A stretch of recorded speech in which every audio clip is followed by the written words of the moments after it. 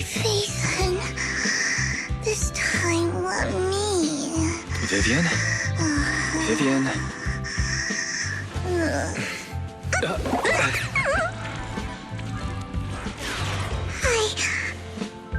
I didn't disturb your sleep, did I?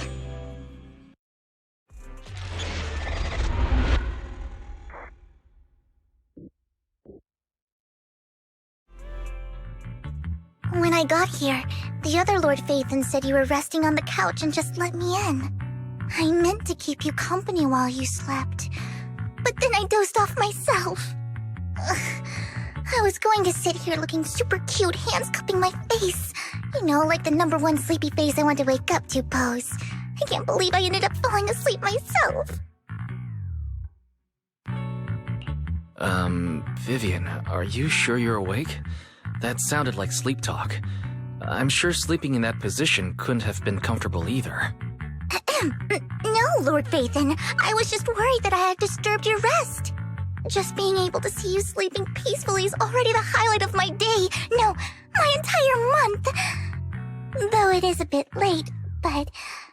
Good morning, Lord Phaethon. You're here super early today, Vivian. Is there something urgent? Mockingbird's death has stirred up quite the storm.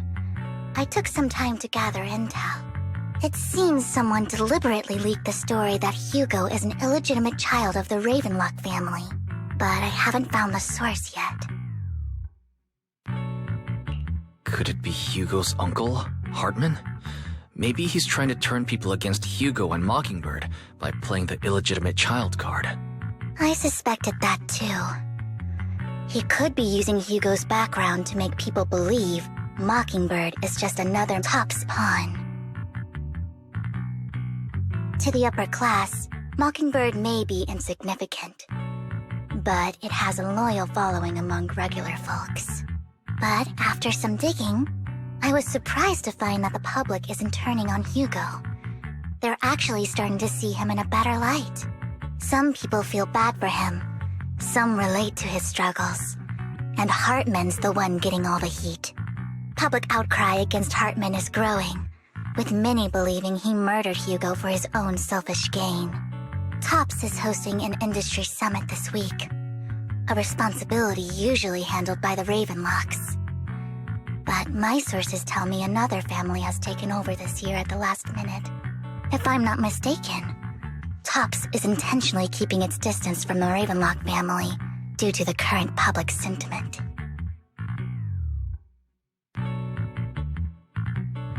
Is someone trying to take advantage of this to get rid of both Hartman and the Ravenlocks? I think Hartman knows this too, which is why he's completely vanished. No matter how hard I search, I can't find a single trace of him. Hartman must have taken the sacrifice core. Now that he holds this bargaining chip, he is definitely going to negotiate his way out of this with the Exaltists.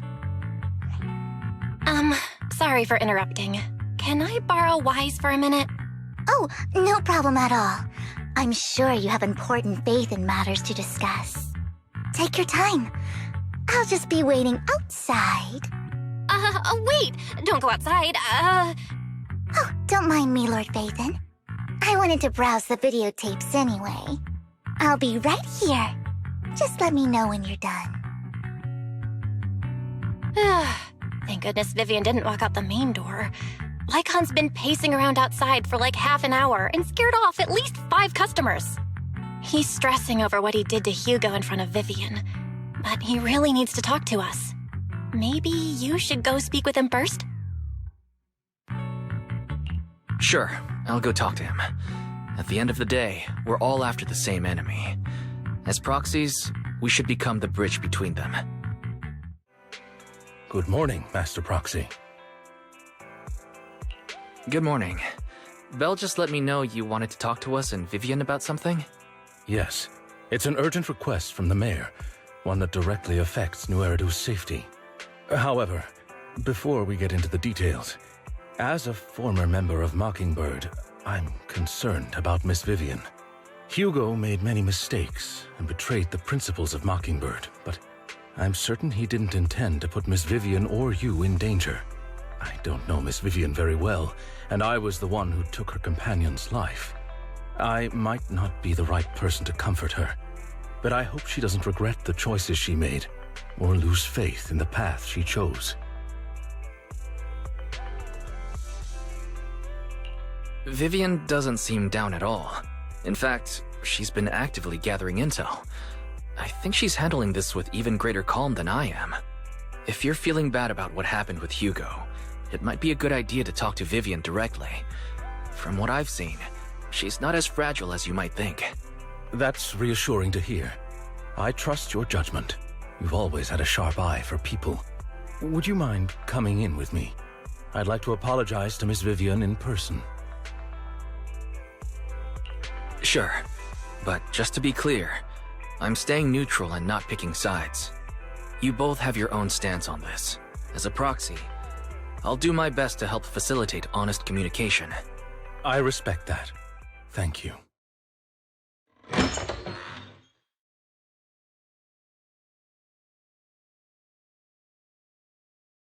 Miss Vivian, I'm very sorry about Hugo. You don't have to explain anything. I'm also part of Mockingbird. Mockingbird stands on more than just gain, so it won't fall when fortunes shift. Hugo had his fixations and ambitions. I also have things I must see through. I'm determined to get to the bottom of the Exaltists and the sacrifices. Miss Vivian, as a former member of Mockingbird, you have my deepest respect. You have my word, whatever comes next. I would never harm you or Master Proxy. As for Hugo, please accept my condolences. Condolences? That's not necessary. Mockingbird has plenty of tricks up its sleeves. This isn't the kind of act that ends so easily. Wouldn't you agree? You're right. I'm glad you guys are on the same page, but why do I feel like I'm being left in the dark? Master Proxy, I believe we all share the same goal. Uncover the truth of the Exaltists and the sacrifices. The Mayor has tasked me with inviting you to take on this mission, and hopes we can work together moving forward. If the Mayor wants to work with us, I trust he will demonstrate his sincerity in kind.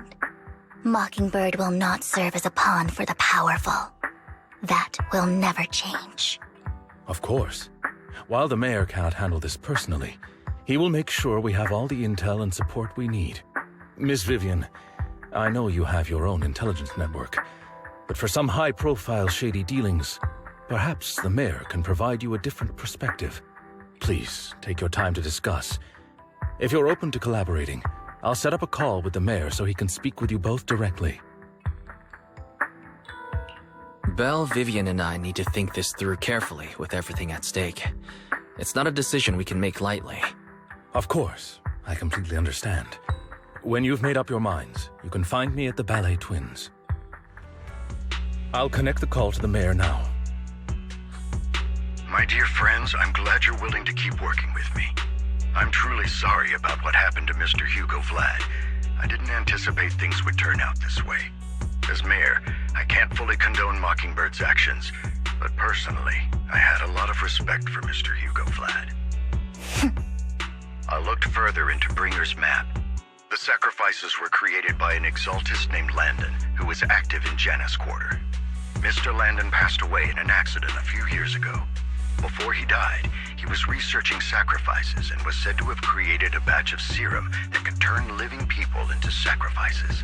The problem was, the serum wasn't stable, and after his death, the recipe was lost. No one knows what happened to the Exaltist in Janus Quarter back then. But it's clear that after the leader died, there haven't been major Exaltist activities in the area. Bringer's map marks the locations where the Exaltists' most successful attempts at creating sacrifices were. The leader of the Exaltists in Janus Quarter died a few years back. They haven't been active since. Could it be that Hartman was just acting on his own? Unfortunately, that's not the case. My sources confirmed that Hartman had been secretly in contact with someone, and they only meet inside the Hollow. Is it possible it's someone from TOPS? TOPS is a huge alliance of corporations. They wouldn't bother getting their hands dirty. Instead, they just sit back and reap the rewards. Everything Hartman is doing is to secure his place in TOPS and strengthen his power within the Ravenlock family. If my guess is correct, Hartman has gotten in touch with the remaining members of the Exaltists that used to follow Landon, helping them create new sacrifices. But what's in it for TOPS? There's no way the Exaltists would just hand over their secrets about sacrifices to Hartman, right? A sacrifice outbreak would throw the city into chaos. And that's when TOPS steps in, taking control of the situation on their terms. The public will see the mayor as incompetent, while TOPS comes off as the real protectors of the city. And when that happens, public trust will shift towards TOPS. And Mr. Mayor, you might find yourself in an unfavorable situation. Still sharp as ever, Miss Vivian. So, what exactly do we stand to gain from partnering with you? Please don't tell me you're doing this out of some noble concern for your citizens. I'm not some hero of justice, and I don't believe in lofty ideals or empty promises. We have a common enemy. While our ideologies may differ, we can work together on this. And as proof of good faith, I may not know exactly where Hartman is, but I can fan the flames over Mockingbird's death and escalate conflicts within the Ravenlock family. So it was you behind the rumors. No wonder I couldn't trace the source of the public outcry. I'm not the one who started the rumors. I just helped them spread faster after they leaked. And I pulled a few strings to make sure the story painted Mr. Hugo Vlad as a heroic figure who was unfairly persecuted. As I said before, I had a lot of respect for him, and I'd be happy to clear his name. Now let me lay out my terms for collaboration. After looking into it, I found that the dormant sacrifice you discovered wasn't the only one. There are more places where sacrifices might be lying dormant. Too many eyes are on me right now, so I can't send my own men to deal with it. I'd like to ask you to retrieve the sacrifices from those locations. I'll make sure to dispose of them once you do, so no one will be able to use them again. On top of that, I've asked a friend to help monitor your physical condition, and maybe even uncover more of your potential. Her research overlaps with your teacher's work. You don't need to worry about her capabilities. She's a Void Hunter rank special investigator. Really? A Void Hunter rank special investigator is going to be assisting us? And she's involved in our teacher's research? That's right. She's heading to Janus Quarter for some business. I wanted to set up a formal meeting, but she declined. She prefers to assess things on her own and will reach out when the time is right. She'll let you know the details then. So it looks like you both are on board with this commission and ready to help recover the sacrifices? Okay. This affects a lot of ordinary people in New Eridu. We'll do our best. I know you won't let me down. Given our positions, we might not be friends, but we're definitely not enemies. I'll leave the rest to you then. I've got to go. Goodbye.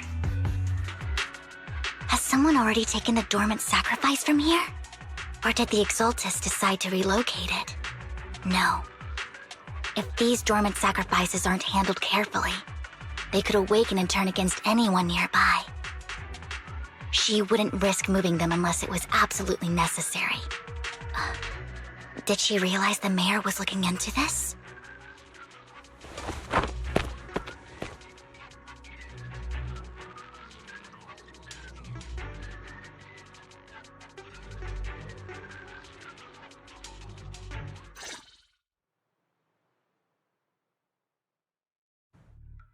Did Hartman just make up this intel to get a shot working with us at TOPS? I've been walking around forever and haven't found a thing. The Ravenlocks have always been a shady bunch. No surprise they've gone downhill over the years. I heard they were pretty loaded back in the day. What kind of business did they run? No clue. On the surface, their businesses seemed legit, but who knows what was happening behind the curtain. Probably something with the sacrifices. I mean, how else would he know about the dormant ones left around here for years? And he was so sure that even if those original sacrifices didn't work out, he had a backup plan. Backup plan? What could that be? Well, that's beyond me. I just happened to overhear something while I was next to Mr. Edmund one day. What's Topps planning to do with all these sacrifices, huh? For research? Do you think we'll ever have a normal life in the Hollows? Don't ask questions you shouldn't be asking. All right. There's nothing here anyway.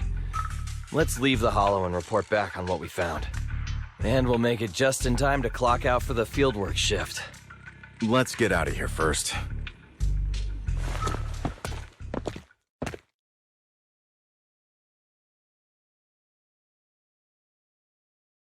Hartman, that fool. He'll do anything to get into Topps, even if it means playing with fire. She's an exaltist. Human lives have never mattered to her. The more people get dragged in, the greater the danger. Vivian, you seem a bit frazzled. Who's this she you keep bringing up? I apologize for losing my composure. Please don't mind me. The she I'm referring to is with the exaltists. Someone I have a history with. That's why the moment I heard about the sacrifices, I felt compelled to uncover the truth. I never meant to hide anything from you. It's just that, for me, the exaltists bring back painful memories. And I'm not ready to face them yet. So, Lord Vathan, please give me a little more time. Once I've gathered my thoughts, I promise I'll tell you everything. Sure, I'll stop asking. What's more important than an unspoken past is the person standing in front of me now. As for everything else, we can talk about it whenever you're ready to share. Lord Vathan, if we weren't in such a hurry, I'd spend 3 whole hours singing your praises. I'll make note of this and make sure to get it done before bedtime. First things first, let's track down those dormant sacrifices. The exaltists have probably realized someone's after them by now. I knew it was you, Vivian. Camille, what are you doing here, sis? Are you destroying the dormant sacrifice? Vivian, don't call me sis. I'm not your sister. Are you trying to stop the exaltists? I never left the exaltists. You know what Landon did back then! Lord Landon did it for the Creator. His methods may have been extreme, but they were necessary. Back then, you walked away. You should do the same now. We didn't meet today. Take your friends and leave. What's wrong? Are you being forced into this? I can help you. Help me? Like how you helped her? Vivian, you're crying. You see me, don't you? No, You haven't changed a bit, Vivian. No need to hide your tears. I know exactly what's ahead for me. You've made your choice, and I've made mine. One last piece of advice. Stay out of this. She loathes you. I won't tell her we met today. Don't show yourself around us again. Camille!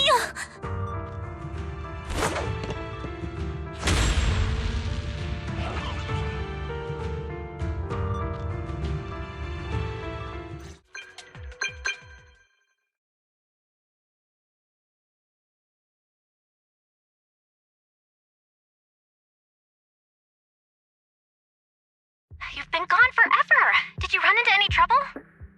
We searched the coordinates the mayor provided. Most of them were already empty. No dormant sacrifices. Camille, the exaltists have been actively destroying the dormant sacrifices. Why would the exaltists go after the sacrifices? I saw it too, but I can't figure out why the exaltists would do this. And one of them is someone I once knew. I thought she would leave the exaltists after Landon's death, but she stayed. Wait, what did I miss? Why do you know so much about the exaltists, Vivian? When I was a child, I stayed with the Exaltists for a while. Back then, Landon was one of the most respected figures among the Exaltists in this region. A lot happened, and after Landon died, I left. I can't turn a blind eye to the sacrifices. I know all too well how many lives have been lost bringing them into existence. Ever since I learned a sacrifice had appeared in Janus Quarter, I haven't been able to stop worrying. I won't let history repeat itself. That's why I asked Hugo to investigate, starting with the Sacrifice Corps. Vivian. Please stop. I'm not looking for comfort. I'm just recounting the story for you to understand the situation. We've got bigger things to focus on. But when I do need comforting, I'll come straight to you. I hope you'll make time for me, Lord Vathan. Just so you know, I'm not the easiest to console. Absolutely. If you're feeling down, we'll be here for you. Okay. Back to the matter at hand.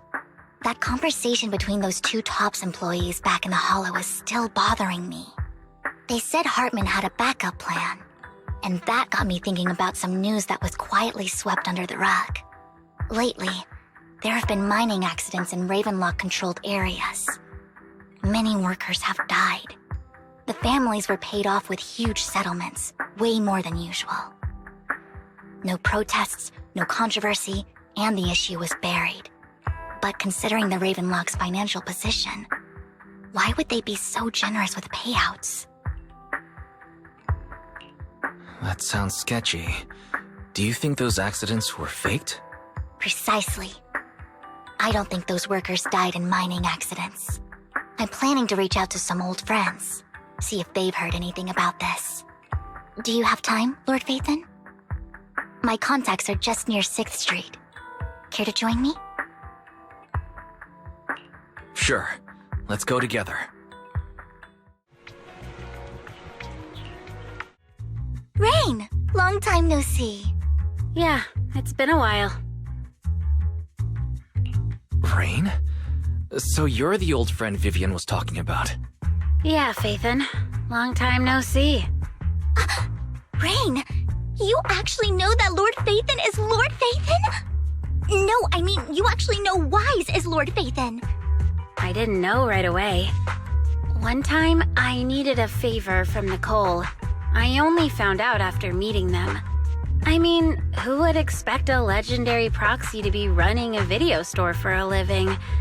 Oh, by the way, your idol... Rain, let's not bring up old stuff. Lord Vathan wouldn't be interested in that. Why are you all tense? Right! Lord Vathan lives on 6th Street too, and might know your idol. Remember when you traced that post on Internaut to 6th Street and actually went to check it out? And you came back all bummed, spouting nonsense. Like there was only a black cat at the location, and maybe your idol is actually a talking cat. Or something like that. I think I know that black cat. It hangs around our shop now. Lord Vathan, please, let's drop this topic. Come on, Vivian. It's been years and you still won't say who your idol is. If you'd just let me, I'd have tracked them down ages ago. I get it. You want to find the person who's important to you on your own. But you've tried so hard already. It's okay to lean on me a little, you know. I'm sure your idol won't hold it against you. I shouldn't have come to see you. Huh? What's wrong? Rain, Vivian said you might have some intel for us. Should we get into that first? All right, let's get down to business. Here's something I'm pretty sure about. The Ravenlock family's claim that those missing workers died in an accident? Don't buy it.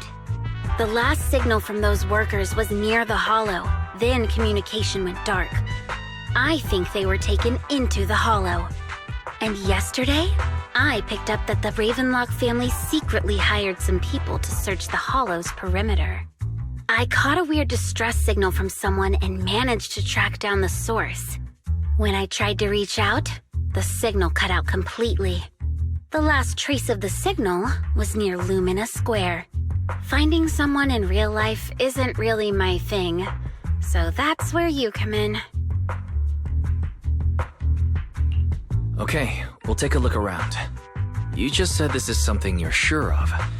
Do you have anything you're not so sure of? I dug up some info online, and one thing stood out. A few days ago, there were some creepy sounds coming from an abandoned warehouse by the port. The place was locked up, so no one could see what was happening inside. Not sure if it's related to your search. If you don't find anything useful around here, it might be worth checking out. Well, that's all I have for you. Thank you, Rain. Don't get all emotional on me now. I'm just helping out a friend. This one's on the house. Consider it payback for the favor you did me last time. But if you still want to find your idol, hit me up. I've been curious for what... All right, don't worry about it. I'll manage it myself. Stop being so nosy, Rain. Nosy? Nah, just professionally curious. What kind of person is worth all this searching, huh? But honestly, whoever they are in real life, they've become a part of you. You've come a long way in this search, Vivian. I much prefer the person you are now. So if you find this person, don't chicken out. Go meet them. People will appreciate you for who you are. Rain. I might not care about the real world or what it'll be like, but I hope everyone I know can live a good life. I'm counting on you to save the world, guys. All right, I have other business to take care of, so I'll leave the rest to you.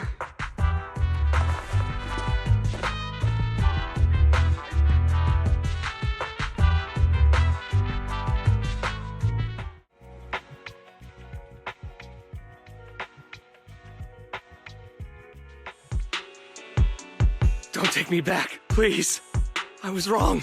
I know I messed up. I don't want your money anymore. Please, no. Calm down. Who are you? I won't say anything. Just let me go. I don't know anything. I swear, I know nothing. We're not PubSec, the HIA, or the Ravenlock family. We won't force you into anything. There's no need to be afraid. What do you want from me then? We simply want to know where the Ravenlock family took you and what they made you do. I can't say. I can't tell you. I have a family. They'll hurt them. You never saw me. Please, just stop asking. Don't you wish to see your family? I don't deserve to see them. It's my fault.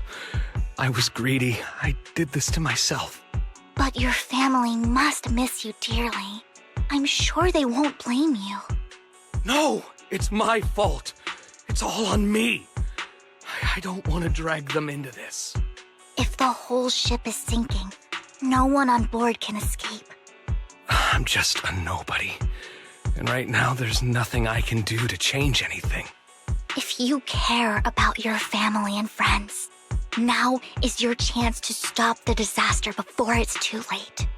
Even a butterfly flapping its wings can send a tsunami surging across the ocean.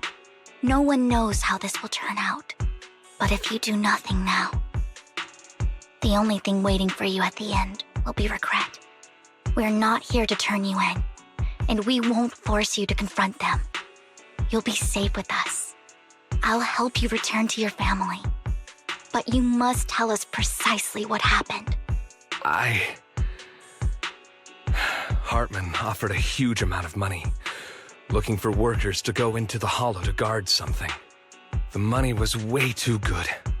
We all kind of figured something wasn't right.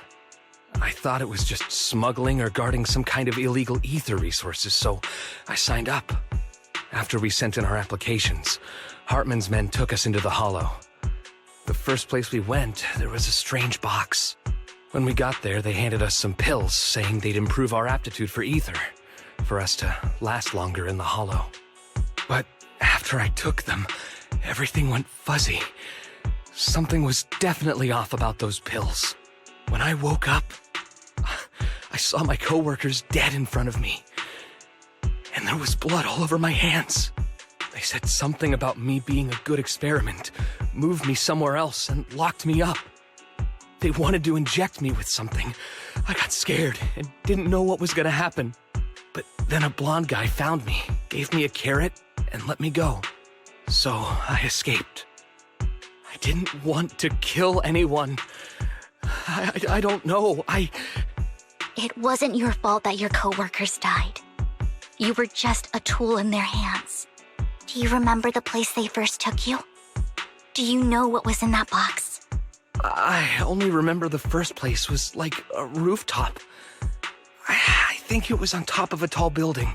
What exactly was in that box? I can't remember. I'm not lying. Those pills they gave us, they make you hallucinate. I took just one and my mind felt like it wasn't my own. My memories turned into a blur. I'm telling the truth. I'm not trying to run from my mistakes. I just really can't remember what happened. I know you're not lying. We'll arrange for your protection. You can rest easy and recover, and your family won't be dragged into this. Once this is all over, you will be able to reunite with them.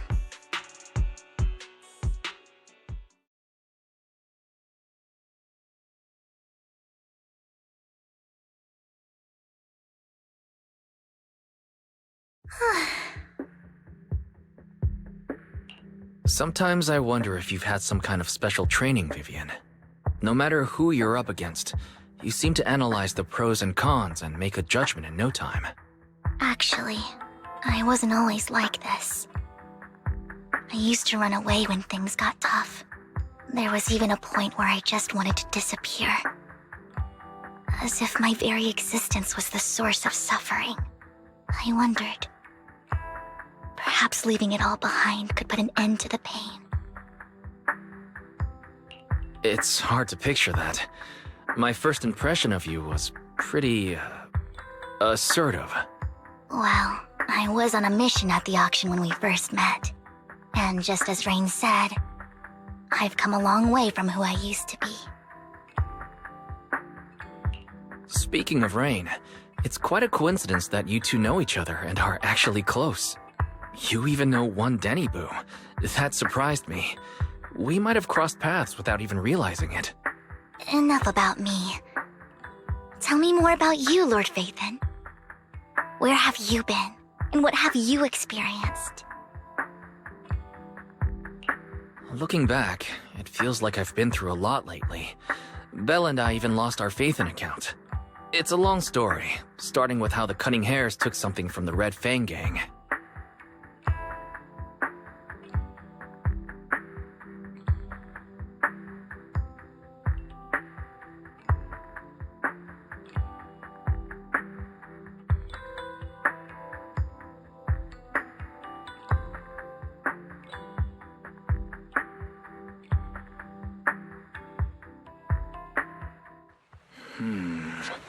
It should be around this area. Belle told me there's a highly rated store here.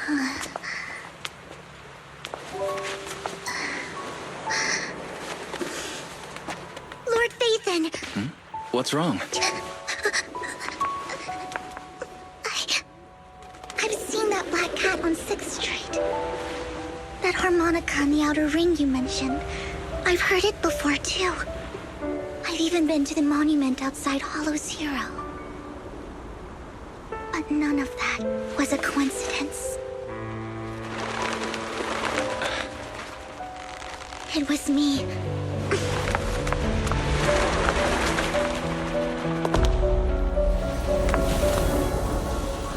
Following you, and now I've finally made it to your side. Ever since I was little, I had been seen as the bringer of bad fortune. I had traveled to many places and witnessed far too much misfortune. Every tear I shed brought disaster. I've heard too many curses to count. I loathed my tears as much as I despised my own existence. Wherever I stayed, tragedy followed. I had roamed too many places, and each time it ended the same way. I didn't know where I could go anymore. One night, I stumbled upon a post discussing me. Whether they knew me or not, everyone seemed convinced that I was the source of the curse. Some mocked me with cruel intent. Some wished I would vanish, and others speculated maliciously. It really seemed that my very existence was a disaster. In that moment, as darkness enveloped the city, I saw lights flickering to life all around New Eridu. So many lights, and not knowing where to go, I thought, if only I could disappear into those lights. I made up my mind, and right then, my phone rang. I decided to take one last look. I wanted to know who left me my final message from this world. It was you, Lord Vathan. Huh? Me? Yes. And I checked with the other Lord Vathan. You were the one using the account at that time, but I know you probably don't remember it. After all, it was just an ordinary day with an ordinary post and meaningless comments online. But for me, it was the night I finally realized where I could go. I wanted to walk the paths you had walked, see the sights you had seen. And then, one day, share it all with you, face to face. So, I have to ask, what exactly did I say in that reply? Well, you'll have to figure it out for yourself. I'm not telling you. You're putting my memory to the test. So, Lord Vathan, thank you. Not only for that comment you made that day, which was a silver lining for me, but also for giving me the courage to become who I am today. The Vivian standing right in front of you now. Lord Vathan, I truly like who I've become.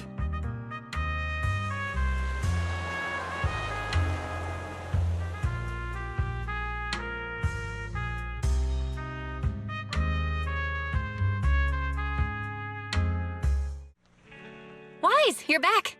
Looks like Lycon's tied up with something. He said I should just chill until you're back, and then we can talk online. I'll call him now. Master Proxy, Miss Vivian. The gentleman Rena brought back has stabilized and calmed down now. Based on his account, we've identified where Hartman is hiding the core. He also mentioned that Hartman plans to trade the core with a group of people. We suspect that this group consists of members from the Exaltists. I knew it. Now that we have the location, it would be splendid if we could seize the sacrifice core before they do. Precisely. We hope you can head to the location as soon as possible to secure the sacrifice core. All right, we'll get there right away. I have other matters to attend to, so I'll leave the retrieval of the sacrifice core in your capable hands. The mayor's friend that he mentioned before will also be assisting you this time. The target coordinates have been shared with her, and she'll meet you there. Please ensure your safety, and I wish you all the best.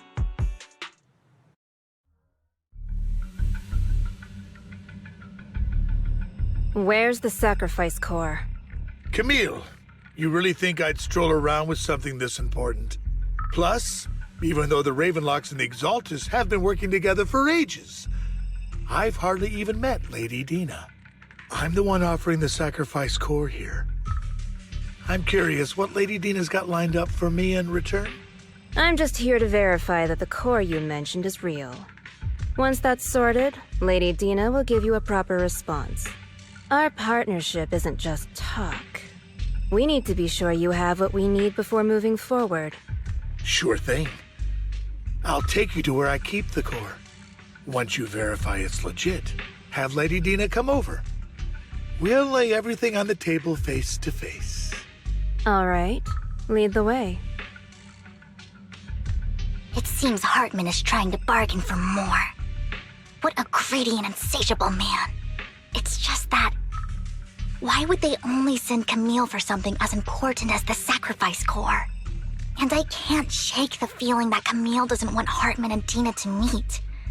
Why is that? So this Dina they were talking about, is she the leader of the Exaltists? Kind of. Lord Phaethon, I really think we should hurry. We must get to where Hartman keeps the core before anyone else does. I've mapped out a shorter route, but there will be ethereals along the way. I'll leave the fighting to you, Vivian. Don't worry, Lord Phaethon. You're in capable hands. I'll ensure your safety. Lord Phaethon, the box is empty. So Hartman never kept the core here to begin with? How did you even find your way here? Where's the core in the box? What did you do with it? You call this keeping the sacrifice core safe?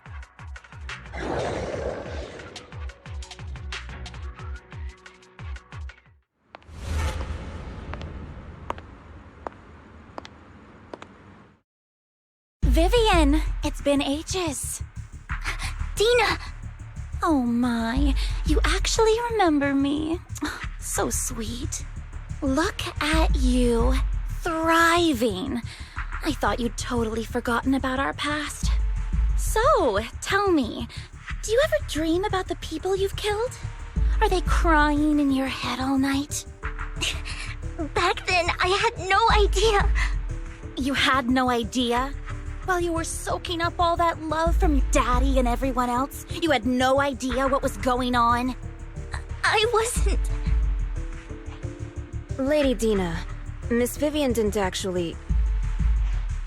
Camille, when did I say you could meet up with Hartman today?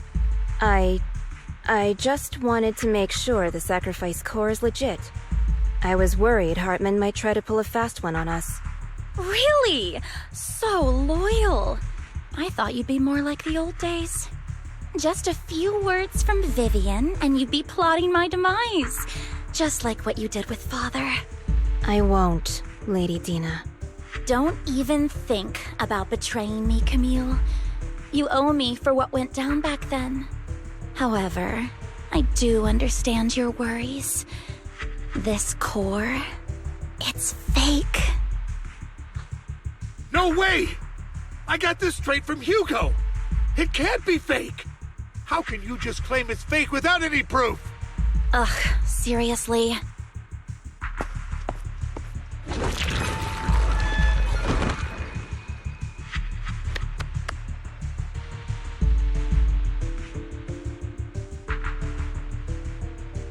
The sacrifice core can max out the ether particles within human bodies in no time at all. But look at your little subordinate. How uncouth. He's making noises like some animal. Can you shut him up? So annoying. The masterpiece Father made for the Creator isn't this worthless piece of junk you're holding. So, the real core. Vivian, where do you think the sacrifice core is really at? I don't know. If I knew where the real core was, I'd destroy it without a second thought. Dina, you understand what the sacrifices are. And you know those who were blessed should not have to endure such horrors. Oh, they shouldn't have suffered those horrors. Weren't you the one who decided if they'd be blessed or not? If it weren't for your tears, how would they have encountered such misfortune? How self-righteous, Vivian. Their fates were in your hands. It was you who brought disaster on them. Landon just needed an excuse. He needed someone to blame. Whether I shed tears or not, he'd treat living beings as mere subjects for his sacrifice experiments. Dina, you know all of this. Landon even went so far as to sacrifice you. Shut up, shut up, shut up! Father did it for his great cause.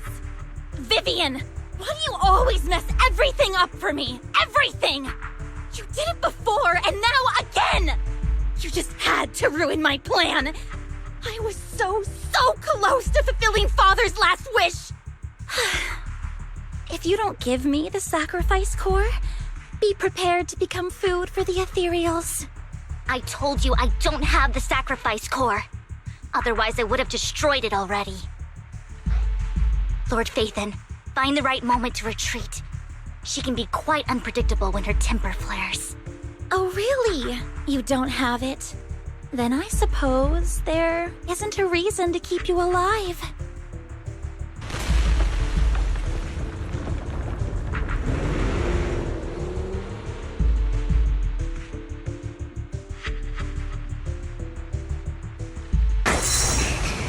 There are so many.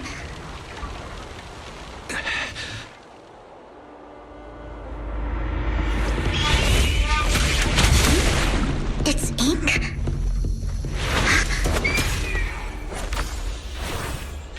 Shun Palace, good fortune, closed gate, safety. What? An evil miasma gathers here. Another place of conflict. If you wish to avoid disaster, then head southeast.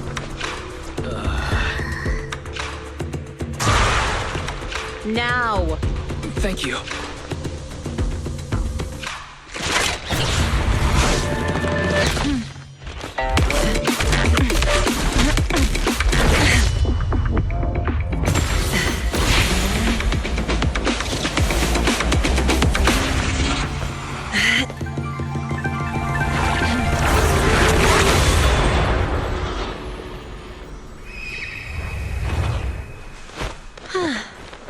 Finally, peace and quiet. You must be wise, right? Mayflower mentioned a special partner might need my help. May I ask, who are you? I'm the 13th generation master of Yunque Summit. You can call me Yixuan. Mayflower passed along your info, and I was curious what kind of person you are, so I came to see.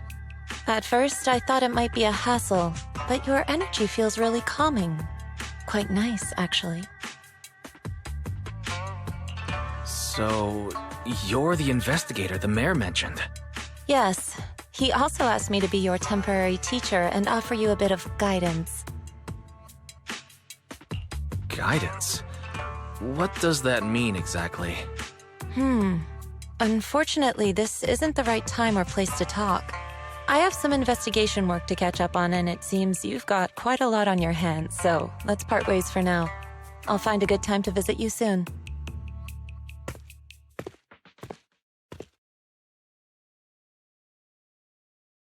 I'm so sorry, Lord Phaethon. I'm just not feeling very well. I think I'll head back for now. I'll investigate the sacrifice core and reach out once I find something. You don't look so great. Let's get out of here and figure things out later.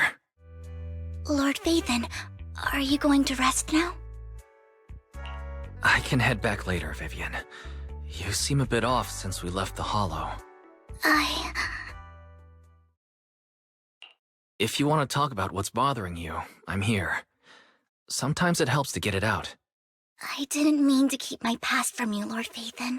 When I was little, people thought I brought misfortune, so no matter where I went, no one wanted me around for long. Then, one day, Landon adopted me and brought me to the Exaltists. There, I met Dina, who was so kind to me, treating me like a dear sister. She told me her father, Landon, was a great man who'd one day make everyone stop fearing the Hollows, so all life could live freely inside and outside of them. Dina helped Landon pick people for the blessing, and everyone in the Exaltists respected her greatly. Those who received the blessing would have a better ether aptitude, allowing them to enter the Hollow freely without fear of sudden disaster. Back then, Dina would chat with me every day, always about the Exaltists and her father. But things between us shifted when Landon asked me to step in for Dina. Landon told me I didn't only bring misfortune, and that if I listened to him, I could actually help people. After that, he'd take me to meet people, and if I shed tears, he'd give them a blessing medicine. Those who got the blessing could dodge calamities. At first, I was ecstatic, thinking I could help others. I shared my joy with Dina, but that was when she started to pull away from me. Was that blessing medicine the same sacrifice serum Bringer had? Yes. To be precise, it was an early version of the sacrifice serum. Landon's medicine wasn't stable. The medicine Landon developed could boost abilities quickly, but also sped up the development of ether corruption. In the end, most people turned into ethereals, and a few became sacrifices, losing all human consciousness. The ethereals were killed while the sacrifices were given to the higher-ups of the Exaltists. The Exaltists wanted the sacrifices to hold human consciousness, so Landon's medicine was seen as a failure, and he gradually lost influence within the Exaltists. One day, I saw Dina, and tears streamed down my face. In a bid to save his reputation, Landon decided to let his own daughter receive the blessing. I had always thought that getting the blessing was a good thing, until I saw terror in Dina's eyes that day. That evening, I broke Landon's rules for the first time and followed him out of the Exaltist's residence. I trailed him to the Hollow, where I witnessed someone who had been blessed becoming corrupted. In the end, that person became an ethereal. Then, without hesitation, Landon killed him. Before Landon returned, I went back to the residence and snuck into his study. And there, I uncovered the truths I just told you. And just a few days later, it was time for Dina to be blessed. I wanted to save her and stop anyone else from getting deceived. So, that day, I told everyone present that Landon should be the one to receive the blessing, not Dina. At first, Landon argued, and no one believed me. But, in front of them all, I looked at him and let my tears fall.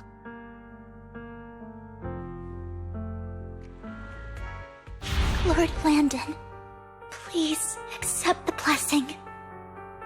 Vivian, you... Why won't you accept the blessing? Were you lying to us? Ungrateful fools! You have no use anymore! Liar! Run! Run!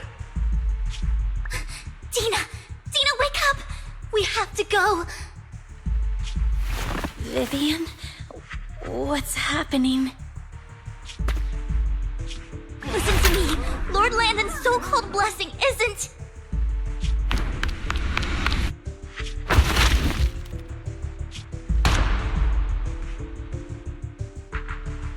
Father!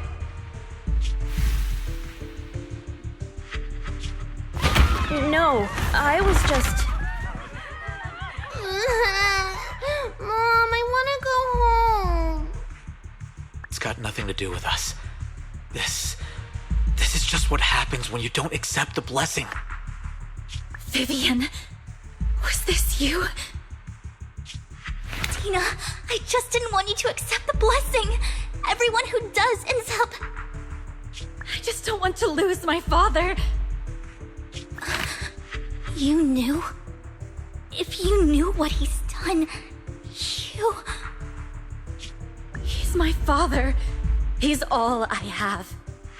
Stop being self-righteous, Vivian. You only ever bring misfortune.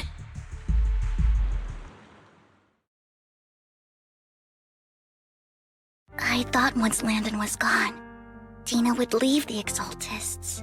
I never expected her to continue his research, or that Camille would stay. Camille lost her entire family in a hollow disaster, so she's always supported the Exaltists. She's not a bad person. She's just someone searching for hope. She joined the Exaltists very early on, and even watched Dina grow up. That day, She was just so desperate to save Dina that she... All these years, she's been following Dina, taking care of everything out of guilt, I think. But I didn't just fail to save Dina.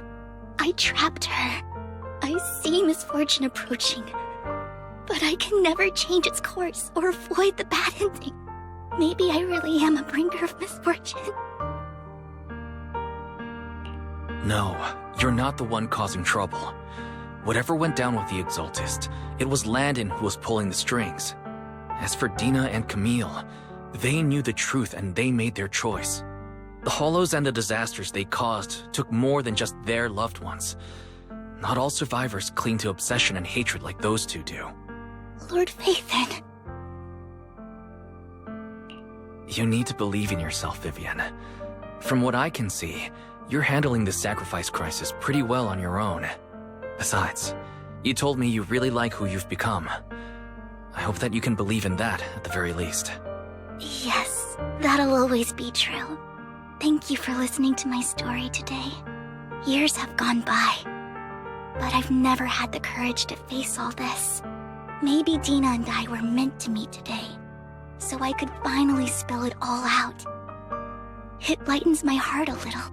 Lord Phaethon, you truly are a wonderful listener. Not just today. Whenever you're feeling down, know that I'm here for you.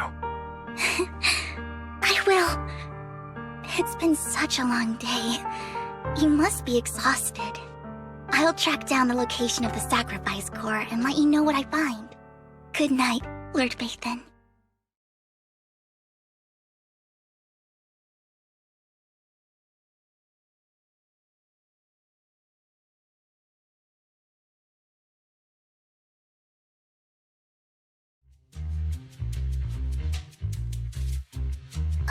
Shawl, I didn't expect you to be working here. Perfect. I was just covering someone's shift. The screening here is super strict, and I was afraid the supervisor would realize I was new and subbing for someone, so I hid in the control room during the supervisor's inspection. So I happened to bump into this guy, a blonde man wearing a hat, and I think he was checking some footage. Then he logged that footage into the tape he brought. Later, I found that part of the footage had been wiped. Blonde, wearing a hat. Could it be Hugo? Do you know him? I think it's him. If it were Hugo... I think I know where he would hide the tape. Thank you, Shaw. You were a big help. Great! You also helped me a lot when I started working. I used to make mistakes all the time. If it weren't for you cleaning up my messes, I would have been fired ages ago. So I'm happy I could help you too. All right, go ahead and do what you need to do. We'll catch up another time.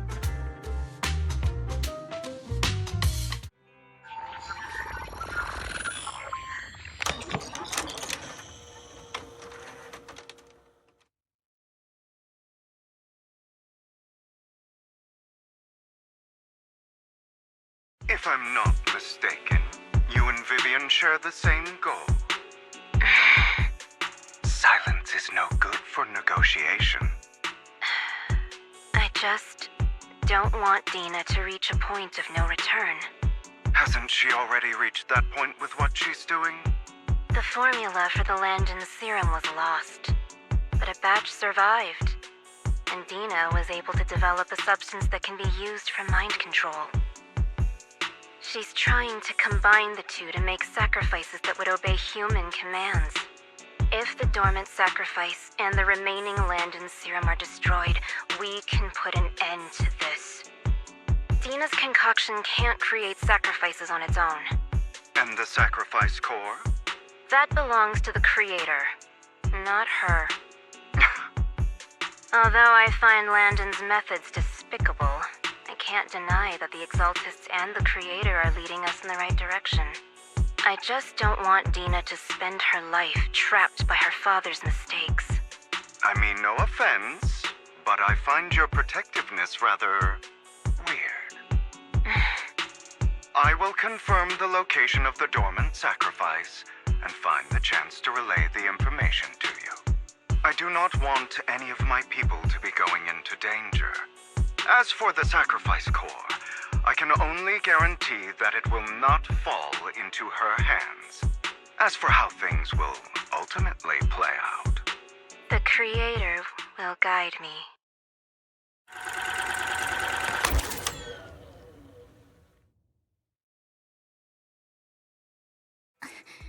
Camille was actually destroying the dormant sacrifice? Compared to Camille's motives, I'm more concerned about whether Hugo has more plans lined up. Hugo... he... Wise, Lycon just sent a message saying he's got something urgent that he needs to talk to us about now. All right, let's patch him in. Master Proxy, I apologize for disturbing you. We have just learned that the Ravenlock family will host a banquet tonight. This banquet is rather special, as they're allowing members of their family to invite business partners to attend. With Hartman at the center of controversy, there are many members of the family who are eager to use this opportunity to replace him. The mayor has been spreading rumors of a young tycoon who inherited a sizable fortune and is looking to partner with a person from an old and influential family. This information has lured a young man named Burton from the Ravenlock family. So, you want me to pose as this tycoon and use Burton to infiltrate the banquet? Correct. And Hartman's study is also located within the venue. I see. Hartman's study might hold valuable information. It seems like there's nothing left for me to do. You can attend as her +1. +1? Lord Phaethon, please go with me! Master Proxy, it seems Miss Vivian requires your presence, so... Yes, just your presence will help me immensely! Sure. If we go together, we'll be able to keep an eye out for each other. I'll accompany Vivian. I'll send you the time and place for the meeting with Burton. If you encounter any danger, please evacuate immediately or contact me for backup. I hope everything goes well for you tonight.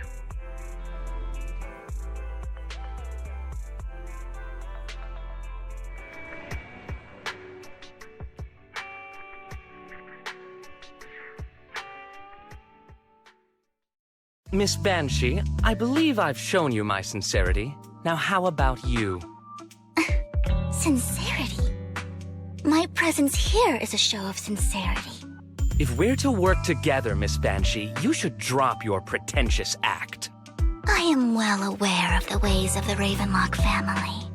If I were to come empty-handed, I probably wouldn't even be able to make it out the front door tonight. Since I agreed to come with you, and even brought along my most precious companion, does that not show my deepest sincerity? No need for such an off-color joke. Our door is always open for those coming or going. We both know what's what, so let's cut the small talk. I know far more about how the Ravenlock family made their fortune than most here. I am also well aware of why Hartman, despite such a massive scandal, still remains in power. Oh? Do tell. Exaltists, blessing, sacrifice, Landon. Where would you like me to start? How did you know that? No, who are you? Don't be so tense. If I'm not mistaken, it's about time the banquet began. My companion and I are practically famished. Is this how you treat your guests? By letting them starve? Perhaps when we've had our fill, we'll remember where the sacrifice is hidden. You know where the sacrifice is? So, can we go get something to eat now? And I'm also looking forward to receiving a special dessert from you. We can discuss what you wish to know while we enjoy dessert. Of course. I wouldn't let such an important guest discuss matters on an empty stomach. As for dessert, I will prepare it myself, and I guarantee it will satisfy you. I'll come find you later. I wish you a pleasant evening.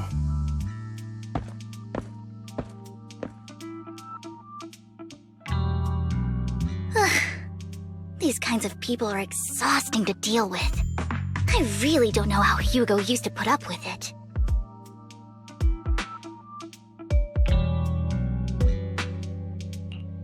You always managed to surprise me.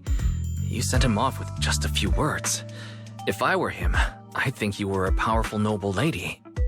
It's just some techniques Hugo taught me. Like that dessert I mentioned. It means I want them to offer more if they want to come to an accord. Fortunately, that old fox Hartman is terrified of losing power. He's definitely keeping the destruction of the sacrifice and the fact that the sacrifice core is fake hidden from the other family members. Otherwise, Burton wouldn't have been so willing to raise his offer. Lord Phaethon, let's find Hartman's study when the banquet is at its busiest. All right. I've already taken note of the surrounding terrain. Once more people arrive, we'll enter the garden through the door in the corner of the banquet hall. Wherever you go, I'll follow, Lord Phaethon.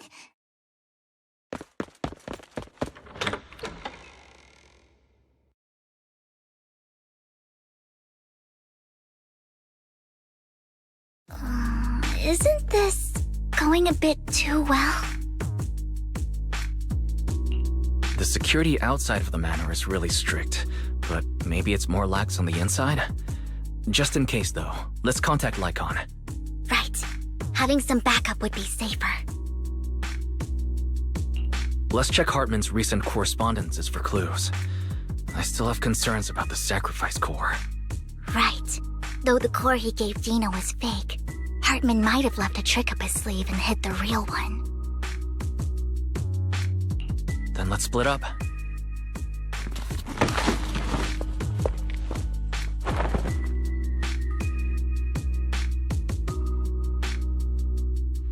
Esteemed guests, is the catering at the Ravenlock family banquet not to your satisfaction?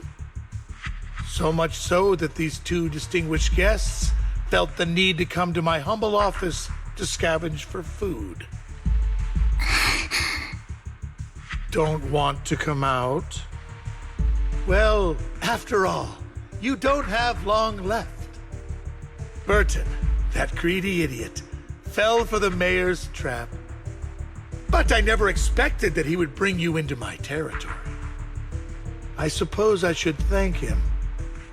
Otherwise, I would have had to go to great lengths to eliminate you. Vivian, Phaethon, give Hugo my regards. Tell him I shall be taking the wealth and power of the Ravenlock family for myself.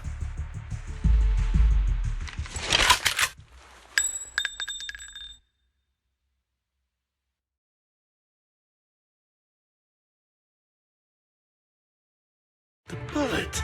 How? Dear Uncle, why must we be so distant with one another? You can just tell me what you want to say directly. Hugo! Impossible! You're... Uncle, you must know a Ravenlock will never stop until they get what they want. Did you really think I would be defeated so soon, when I have yet to trample you into the dirt? You filthy bastard!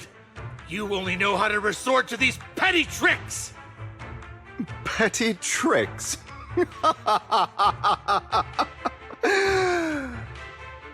Perhaps you'd like to know what I managed to accomplish using this faked death of mine.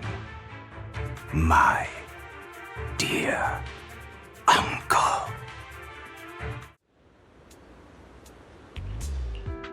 You're taking longer to rest than I expected. Lycon, you think too highly of my physical capabilities. Well, thank you for your cooperation.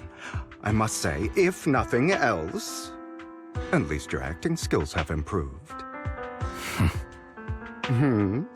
Why do you look so angry? You should be happy. We pulled that off together with flawless teamwork and managed to fool everyone. Drop your foolish facade. I'm glad You still remember the code we set all those years ago. And thank you for ensuring your sleight of hand didn't deteriorate. Oh, right. I should also thank the blood bag hidden in my clothes and our other props. Do you remember when we last used this trick? It was probably ages ago. Sometimes I really don't understand you. Have you never thought about what the consequences would be if I didn't understand your code? If I decided against helping you? Or if I just couldn't control my strength properly? You'd understand it. Of course, if things really did go awry, I had alternative plans. You wouldn't be so arrogant as to think I'd bet everything on you, would you? You're insane. Aw, I'm flattered. So what exactly is the purpose behind all this?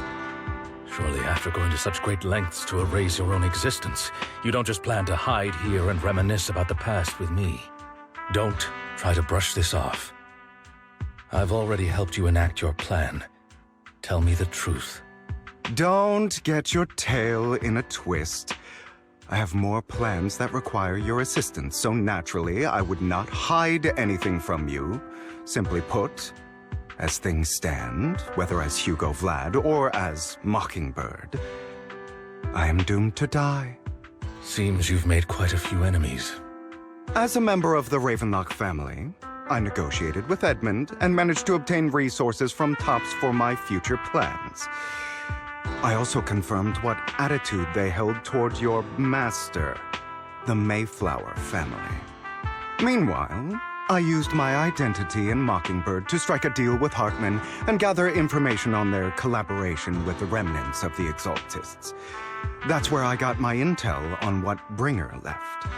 Oh, by the way, the crime declaration letter that your dear mayor received, that was also sent by yours truly.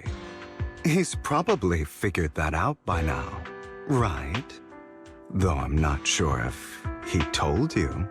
The mayor learned about the sacrifice attacks through his own means, but lacked an opportunity to take action. That warning letter was precisely what he needed. You aren't hopeless yet. How delightful. In short, I'm more well-informed than your lot because I get around, dealing with all these different important figures. But of course, it comes at a cost. It's only fair. After all, you can't hide the smoke from a wildfire. Rather than trying to carefully tame it and risk setting yourself alight, it's better to let it burn free. When I helped you put on your little act, killing you in front of everyone, you left the sacrifice core to Hartman. That was intentional too, then? Oh, yes. And it worked like a charm, didn't it? Now no one cares for me anymore, and all eyes are on Hartman. A perfect situation for keeping the Ravenlock family in check while dealing a cutting blow to the Exaltists behind them. Another crucial point is Vivian and Phaethon. I must sever any ties they have with me or Mockingbird. Although I feel bad for Phaethon about what happened, but it had to be done. That's the only way they would be safe, allowing the plan to continue. I noticed that you never turned your blade toward Master Proxy. So, those words you said back then were also... I will bloody my hands. I will carry the weight of my sins. I will become the Abyss. Obviously, it was all an act. My acting has always been impeccable, as you know.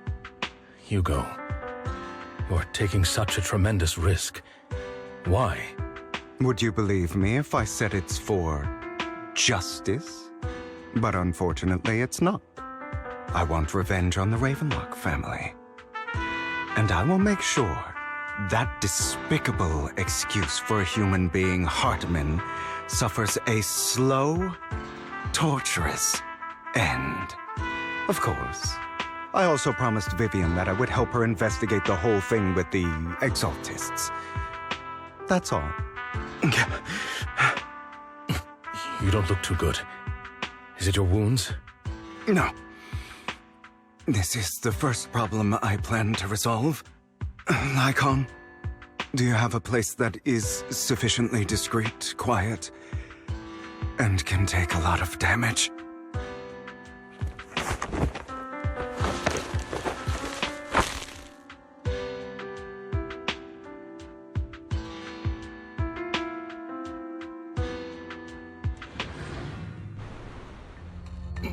What exactly are you doing?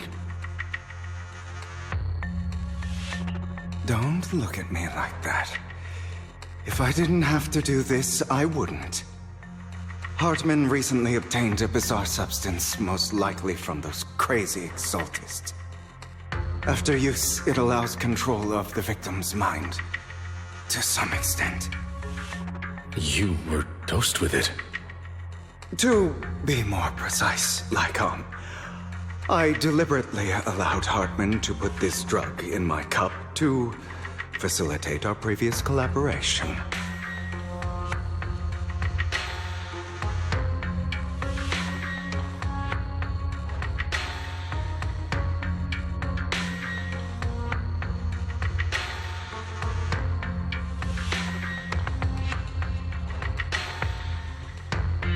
After finding out about it, I quickly found someone to help analyze its composition.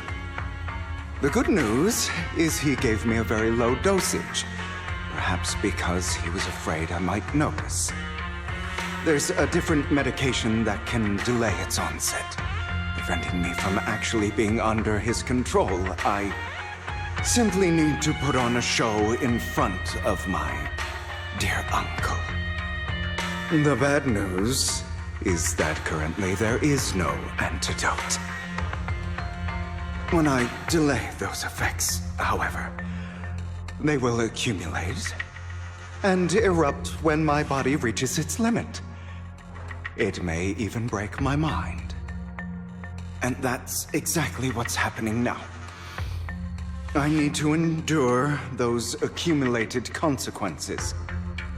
So, I will lock myself in this room for however long that takes. I've tied my limbs to prevent me from smashing this place or accidentally hurting myself. Anyway, after you leave, do not open this door, no matter what you hear. I recommend seeking professional medical assistance. This is advice I received from a doctor. Or are you saying you don't believe I can make it? So, Lycon, come find me here at the scheduled time. All you need to do is smile and await my victory. What if I want to stop you? You know you won't succeed. You never have. And you never will. Well, time is short. Let's begin. I understand. Don't die, you stupid bastard.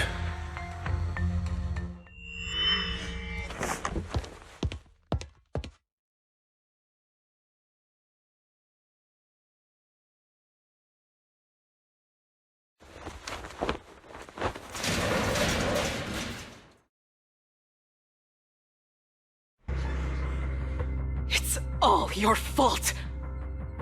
I wish I had never given birth to you!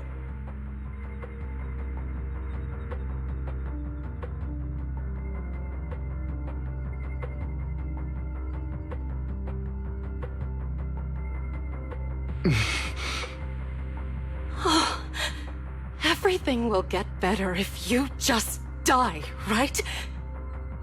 If you die, he'll come back. We'll have another, more perfect child. One who will inherit the Ravenlock family bloodline. Then I'll be able to escape this pain. So, Hugo, for the sake of Mommy's happiness, just die, okay?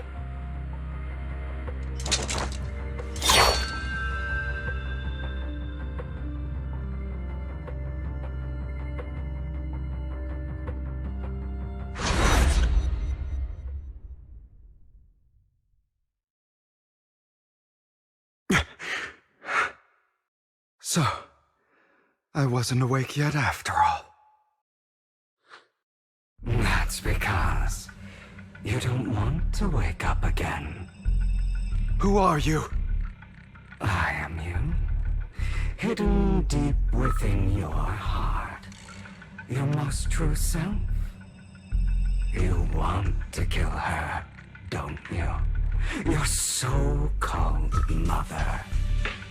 Every time she beat you without reason, when she tried to gouge out your eyes, when she sold you into that hell, laughing all the while. You wanted to be the one to end her life. Why not admit your hatred? As you are, you can hunt her down and make her pay for the living hell of a childhood she made you suffer. Yes, I hate her. I hate her because she was foolish and shallow, greedy and stupid. I hate her because she doesn't deserve to be a mother. She did everything she could to try and get into the Ravenlock family, believing she could live a life of luxury without having to do anything and never realizing she was a pawn, discarded from the very beginning. So she chose to blame me. Blame me for my heterochromia. Blame me for my very existence. But I won't kill her, because I know it won't change anything. She was incapable of loving me, just as she is incapable of loving herself. Have you been brainwashed by that dog? Keeping up the act of being some magnanimous and forgiving fool? Don't compare us. I've simply come to understand love or hate. I make my own choices, and they have nothing to do with anyone else. She sold you to the Ravenlock family for a huge sum of money. She used that money to start a new life without you. While she was indulging herself, you were going through hell in the Ravenlock Manor. Does it not torment you? Do you not feel the hatred? Do you not want to demand answers? Kill her. Only by killing her can you be truly free. For a long time, I thought the same way. But now, well, I want to make a different choice. Stop lying to yourself. You never had a choice. This weak-minded thinking will only lead you to failure. Like before, you'll be nothing but a worm, trampled into the dirt by those so-called elites. Do you still not get it? This is how the world is, and always has been. Hesitate and you'll be the victim. If you don't grab your knife first, you'll end up being on the other end of the blade. If you want to change anything, you must first become the one who makes the rules. Just like that woman. The only reason she could treat us that way was because we were weak. So listen to me. Find that woman, kill her, and prove to this world your strength. It's what she deserves. Why forgive them? They don't deserve it. I'm not forgiving them. Or rather, I don't care about them. They don't even matter, at least not yet. You know, Perhaps the person I hate the most, the one I truly cannot forgive, has never been someone else, but rather my weak, powerless past self who could do nothing but hide inside a closet and cry. I hate myself for having neither the strength nor the courage to resist. I hate myself for begging for so-called familial love, even after being treated so terribly. I hate that despite the pain of my wounds, I still hope to receive the carrot and not the stick.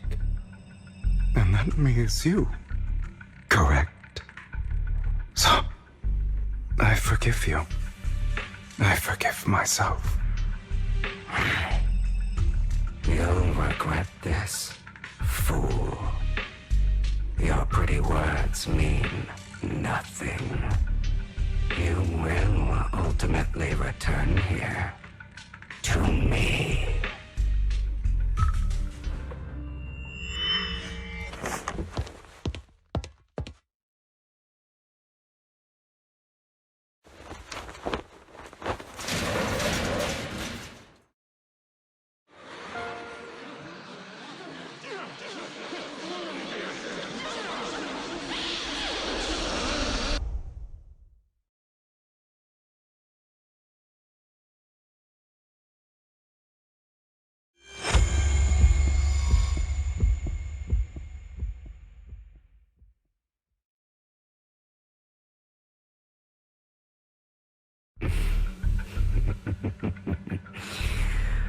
I told you that you would eventually return.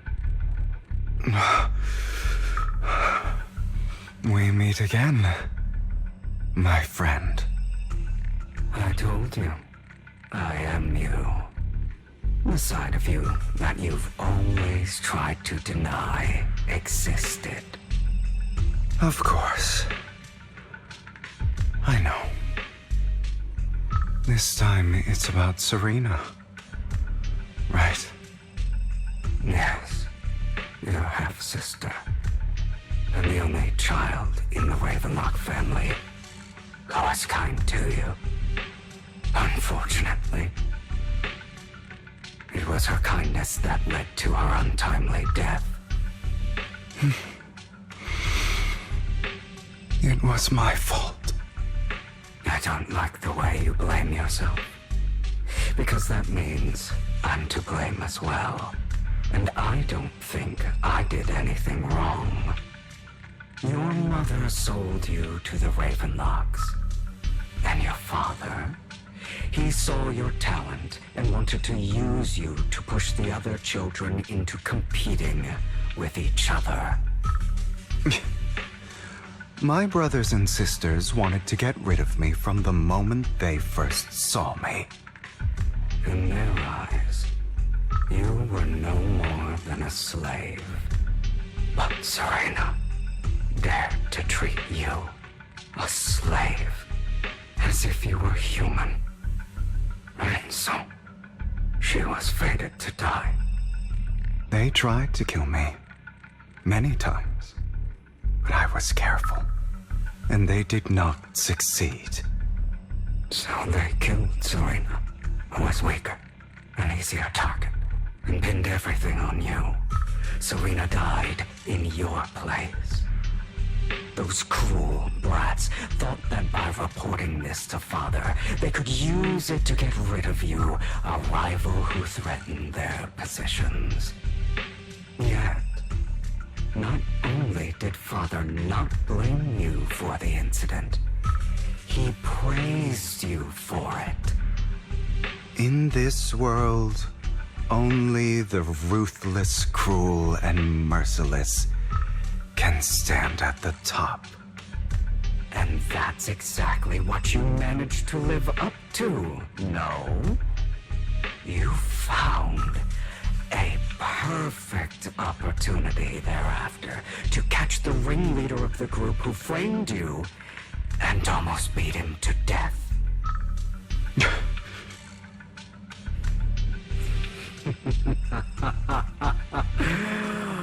Oh, you should have seen the expression on your face back then. Oh, crazed and manic with utmost delight. I don't remember that.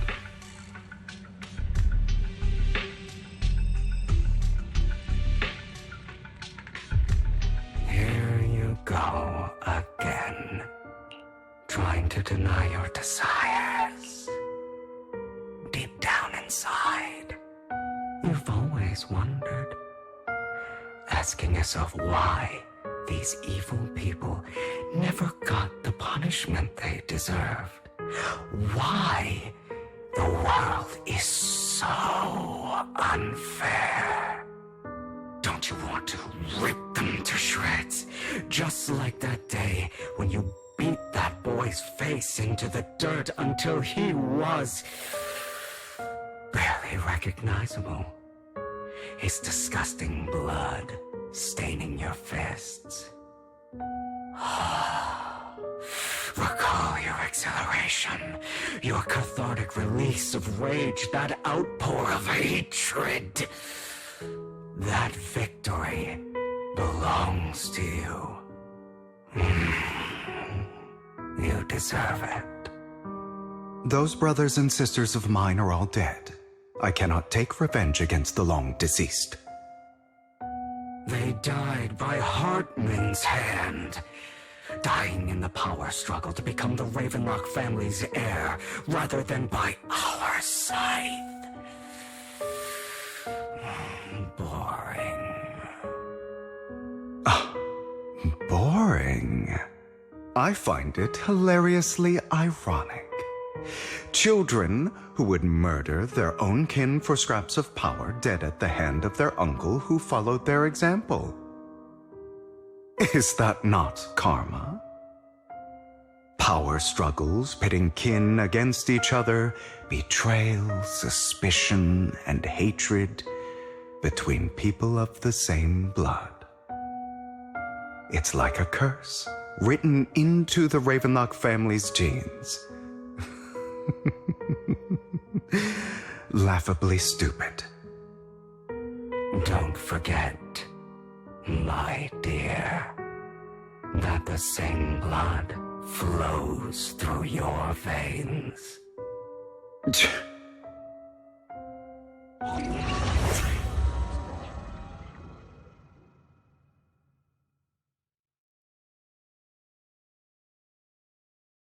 That's right, my dear nephew. No matter how much you deny it, the blood of the Ravenlock family flows through your veins. Survival of the fittest. Only the strongest deserve to live. Only the strongest deserve to rule. This is the path of success that has led the Ravenlock family to victory countless times. A blessing and a curse etched into your flesh and blood. As long as you live, you'll never escape the mark of family. You are destined to one day become someone like me, like your father.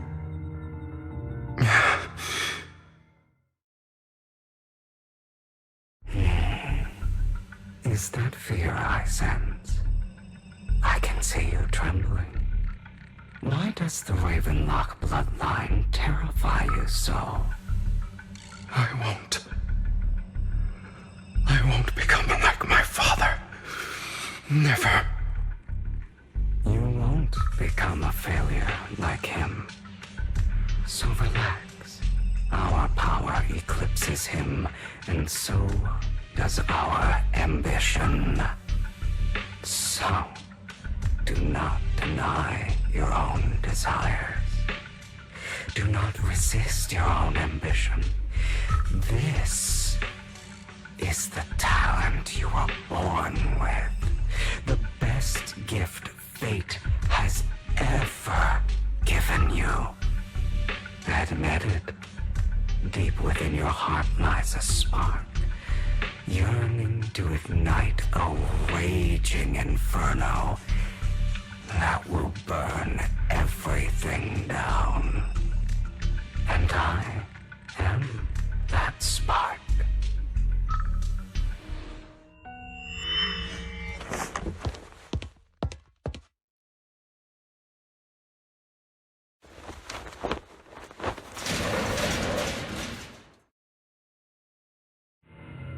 I don't want to hear something like that from you. You have no idea what that man, my father, is really like. A person who stops at nothing for their own interests and ambitions. Just like what you're doing right now. And what do you think I'm doing this for? All of this was part of your plan. You knew where the Ravenlock family was going to be, so you set Mockingbird's target there. To seek revenge, you plotted to assassinate your own father, but he was too vigilant, and you failed. After almost being assassinated, your father was furious and locked everyone in the hall, but was unable to find the assassin. And what a coincidence that a hollow disaster just occurred in the vicinity. So he used it to eliminate all the unfamiliar faces there, turning them into victims of the hollow, an easy feat for the Ravenlock family. So, the one who killed innocents was my father, not me. You knew what choice an extremist like him would make, and you used the chaos to once again attempt an assassination. This time you succeeded. You killed your own father at the cost of innocent lives. Admit it, Hugo. You don't care about anyone else. The only thing you care about is your revenge. How is that any different from your father? Enough. I'm tired. I may hate him for betraying me, but he wouldn't say something like that. What? You aren't Lycon. You're the other me, hidden deep within my heart.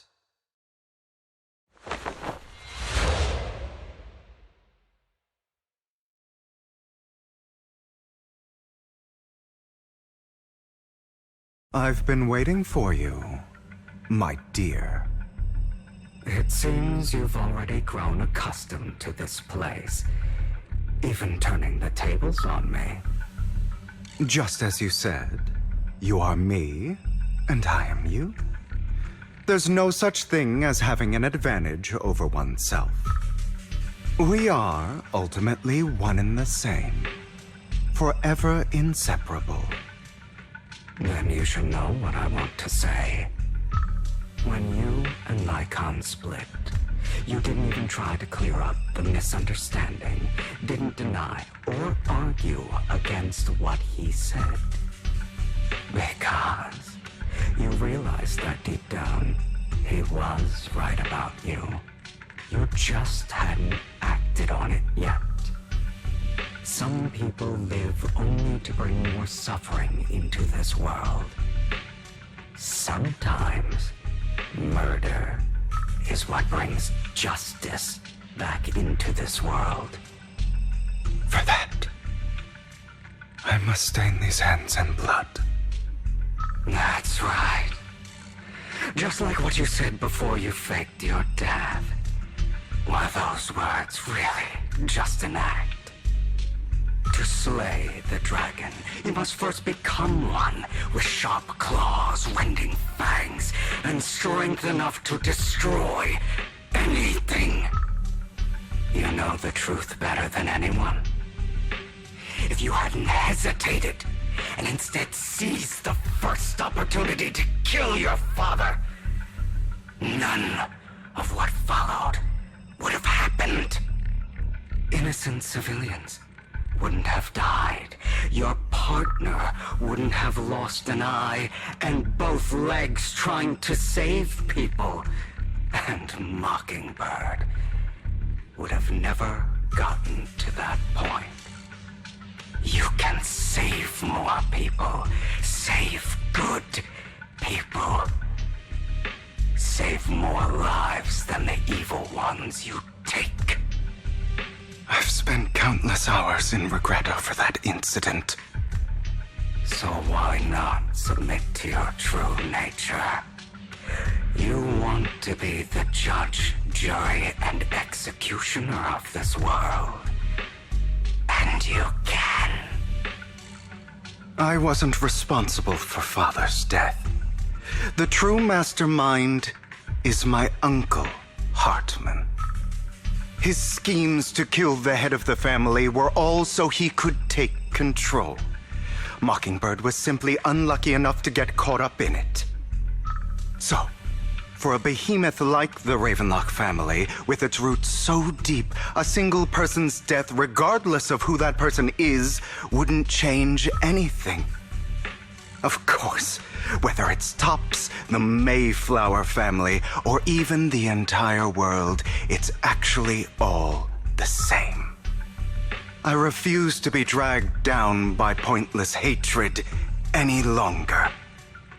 You foolish, stubborn idiot. Do you understand the power of hatred? Have we not come this far precisely because of it? Or are you going to follow Lycon and Jack's twisted logic? Come on. You don't actually trust anyone? Otherwise, why would you hide this whole scheme of faking your death from them?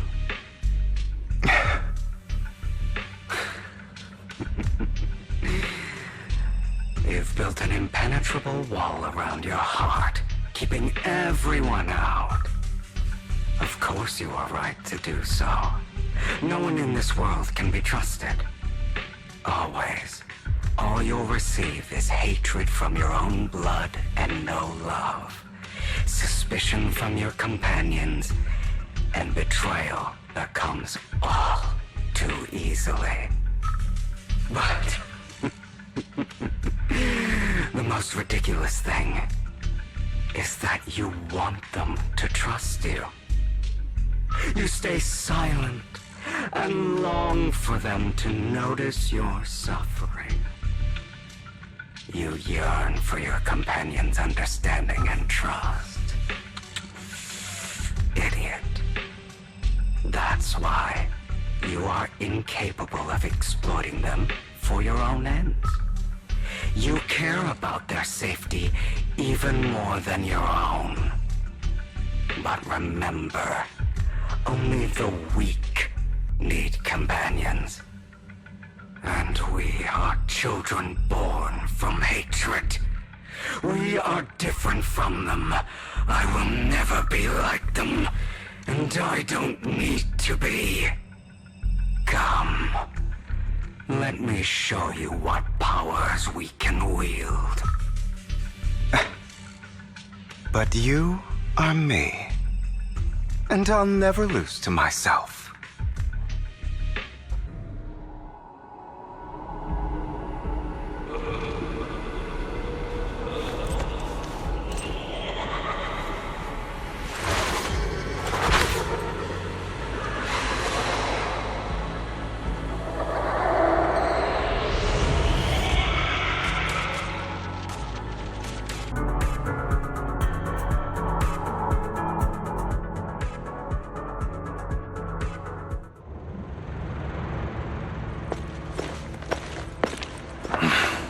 Hugo, it's time.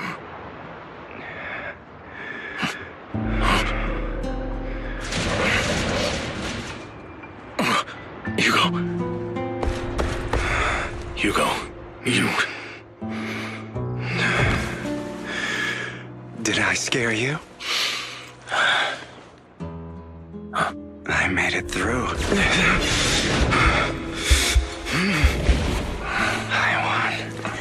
No praise for me, my dearest partner.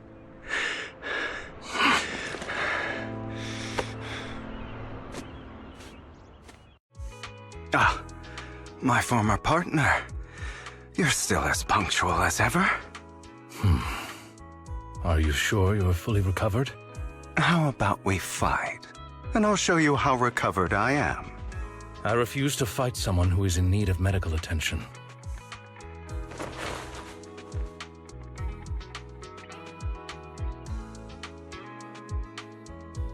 How thoughtful. I'm touched. Or perhaps is this simply part of Victoria Housekeeping's professional care? I'd rather you not starve to death.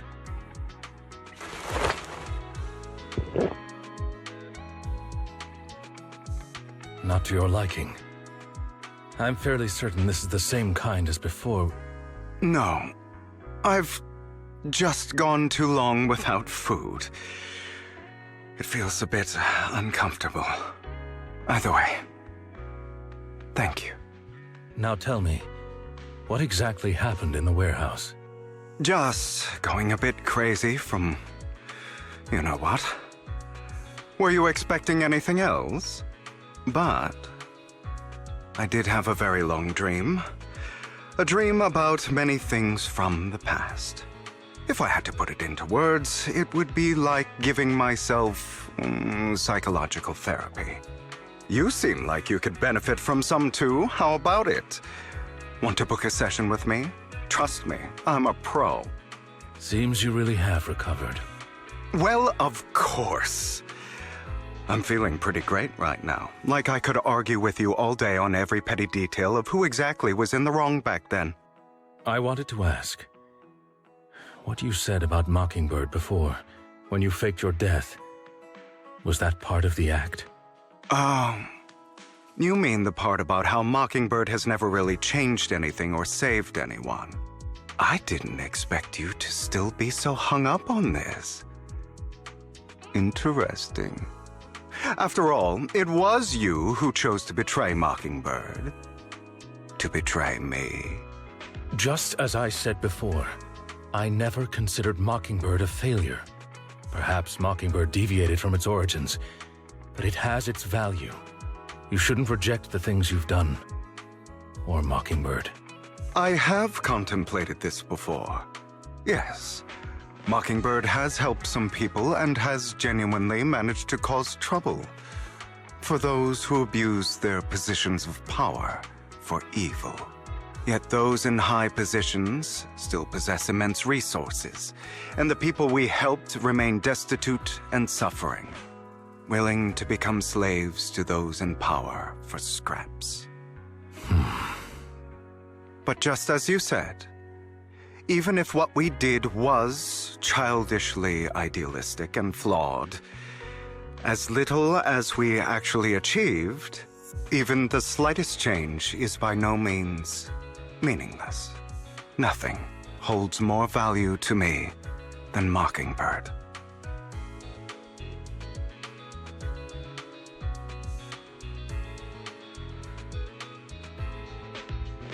All right, let's catch up later. I still have things to do and need to wrap up my plan. I thought you would rest up first. As much as I would prefer that. My dear uncle and the Exaltus fanatics likely would not give me such an opportunity. If all has gone to plan, the fish will have taken the bait already. And if everything goes very well, I'll soon have solid evidence of the Ravenlock family's crimes. Well then, thank you for your assistance, former partner. Let's part ways here. I'll go with you. Lycon, surely you don't think that because I just recovered, I'm too weak to deal with those useless fools. Hartman's actions will disturb the safety of New Eridu. As I serve the mayor, I should intervene. Very well, whatever. Let's go. And don't slow me down.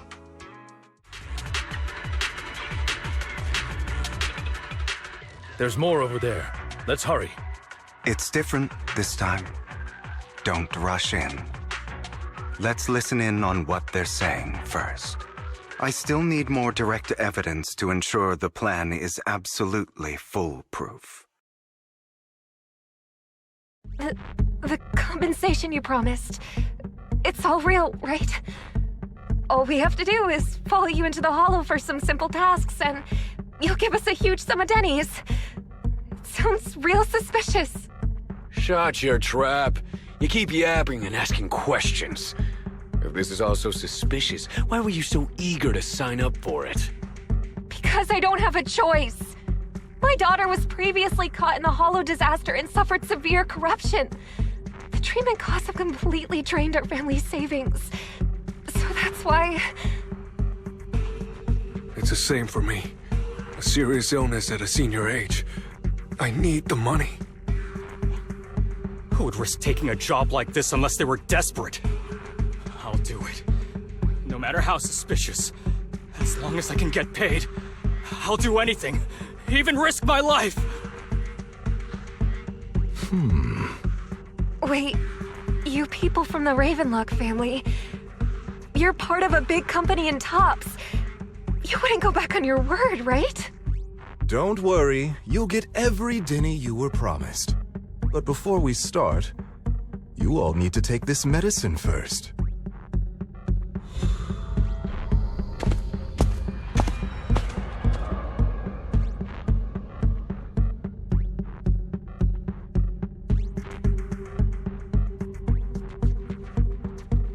Bro, should we really be doing this already? These workers keep talking. We're wasting time like this. And the sooner they take it, the sooner it'll be over. Consider it an early release for them. What? You didn't say anything about having to take pills before. Look, this is good stuff, all right? It'll increase your ether aptitude. There's tons of people who'd kill for something like this. Exactly! You'll be working in the Hollow for several hours. This is essential medication. You have to take it before we continue. If you refuse, then you can forget about the job. Of course, you won't receive the compensation either. Lycon, what are you doing? Rescuing those workers, of course. There's clearly something off about those pills. We can't let them take them.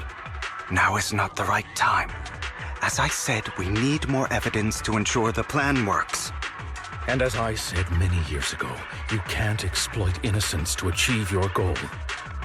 So that's how you see it. If that's not what you want me to think, then explain everything to me. All right. It's a little complicated, but simply put, these workers will be fine. Of course, it's your choice to trust me or not. But if you try to rush in, I will stop you. I trust you.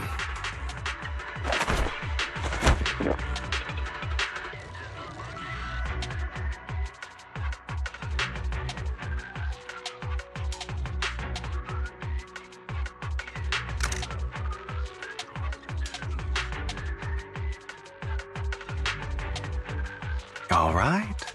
That's the evidence. Now we can go and beat them into the ground as much as you want. Don't forget, you owe me an explanation. Also, don't overdo it and kill them, even if they're the worst of the Ravenlock family. All right, Your Holiness, Saint Lycon.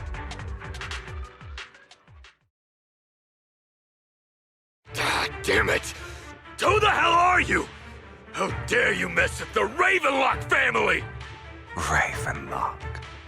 Savor the name while you can, for it will soon cease to exist. What's that supposed to mean? It means exactly what I said. I think this might be good for you. Sever your ties while you can. You still have a chance to walk your own path. The family's honor comes above all else. Is that really what you think? I saw the compassion on your face just now. You're not from the main family, right? That's why you were assigned to these trivial tasks. But in reality, there's no need for you to keep playing this boring game for them. I don't have a choice. From the moment I was born into the Ravenlock family, You always have a choice, if you're willing to act. All right, let's end the small talk here.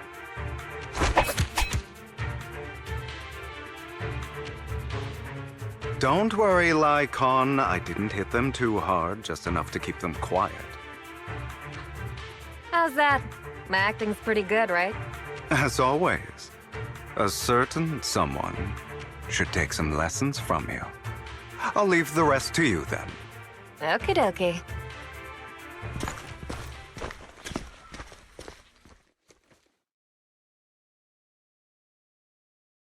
Okay, now can you tell me exactly what's going on here? As you can see, that worker just now was actually an informant of mine. The pills were swapped out with vitamin tablets. Outside of this batch, some workers have already taken the actual substance Hartman has. But rest assured, the antidote for it is already in development. I found the best in the field to help, and with the data I collected before, we should have results soon. I wanted to ask, the reason you decided to lock yourself in a room and endure the effects of the drug, besides getting evidence, it was also to collect data on this drug in order to create an antidote, correct? It seems you're not completely beyond hope. I thought you were just being stubborn. Sometimes I wonder if you know me at all. Then I have one last question. Why did you never tell me any of this back then? The truth is, I heard everything. That entire conversation between you and Jack. Before he passed away in that small attic. When Jack called you aside and gave you those warnings. When he told me you might go down the wrong path? That's right. You never said anything. What would I even do? Scream and rage over your suspicions, or get on my knees and beg for you to trust me? You know there's no way I'd allow myself to do such a thing. Besides, back then, even I was confused about myself. Jack, he... It's all in the past. You don't need to explain anything to me. Enough. We should get going. If we're going to reminisce over the past, we should find a more suitable location.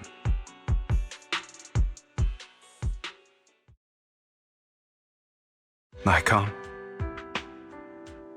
that incident back then, I didn't do it. It was a scheme Hartman devised to take over the family. It was Hartman who killed my father, too. I only discovered the truth long after the fact. I did indeed attack my father, and I thought he was dead. But he wasn't. I couldn't kill him. And even before that, if I hadn't hesitated, none of what followed would have happened. Even now, I still think they deserve death. But I no longer care to personally deliver that fate.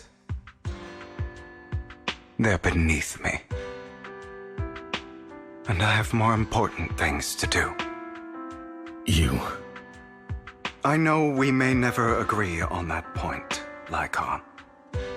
I once wanted to fight against those ugly truths that defined me, but I discovered that the more I rejected them, the more painful it became.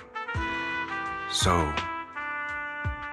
I could only accept that crazed, hateful, and malicious side of myself.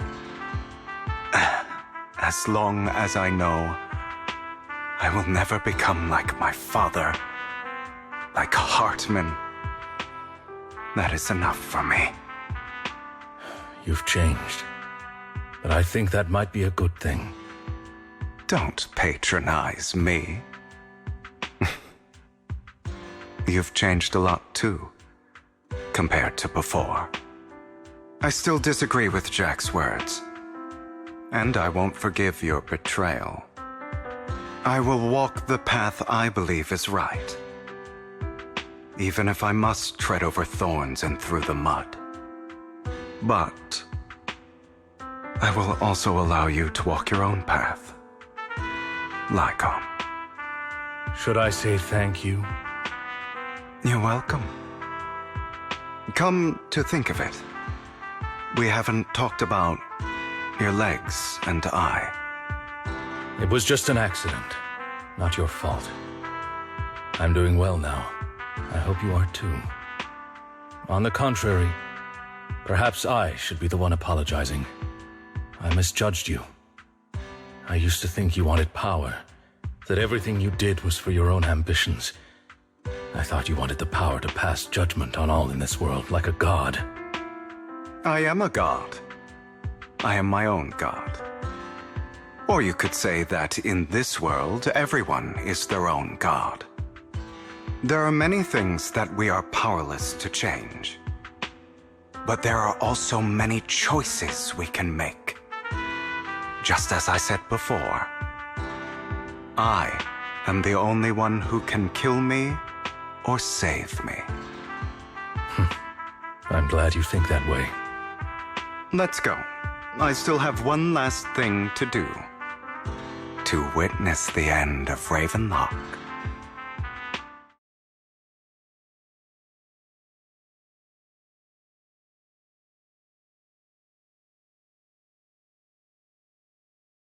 You really think you can take my place if I die? Never, you filthy bastard! Your little tricks mean nothing. As long as the Ravenlock family stands, I can still get back on my feet. You still don't get it, do you? This was never about avenging my father. And I don't care about taking your place. I didn't come this far just to kill you. That'd be pathetic. Right on cue. Why don't you take a look at this, Uncle? On behalf of TOPS, I'd like to clarify that we had no involvement in the Ravenlock family's actions. TOPS is officially terminating all partnerships with the Ravenlock family, effective immediately. We will have no further affiliation with them. Are you crazy? What the hell do you get out of ruining the Ravenlocks? You want to be a petty thief forever? Thief? Oh, Uncle. Allow me to reintroduce myself. I'm the name people whisper about. The one who robs the rich and gives to the poor. I'm the master con artist who can fool anyone, anytime. I'm the leader of Mockingbird. The one who turns every headline into my own stage. I have friends who'd catch me if I fall, partners who'd shed tears for me, and allies who always have my back. I am Hugo Vlad. You're the one who needs the Ravenlock name. I never did. You ungrateful bastard! You should have never been born. You flatter me. Same goes for you, Uncle.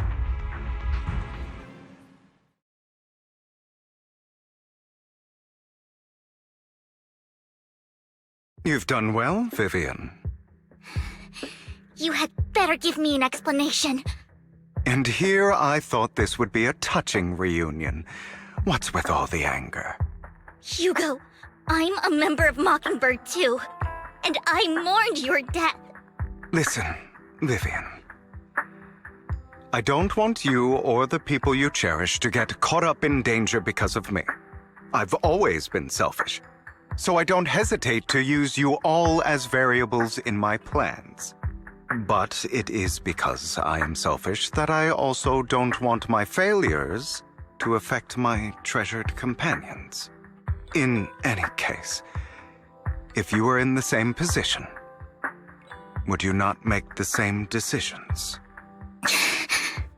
Lycon's taking care of everything outside. We should go. Also, Wise, thank you. And I'm sorry for the whole act where I threatened you. It was the only way for Hartman to drop his guard against you and leave you be. I, Hugo Vlad, am forever indebted to you.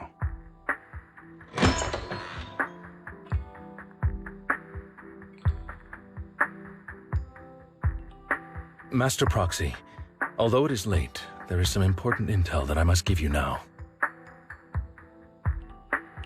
Did you know about Hugo's plan to fake his death and everything that's been happening, Lycon? I was simply playing along. After all, I could not determine whether Hugo's plan would pose a threat to you. You are a student of the mayor's late friend, and I am obligated to protect you. You still have that habit of finding awkward excuses when you're embarrassed.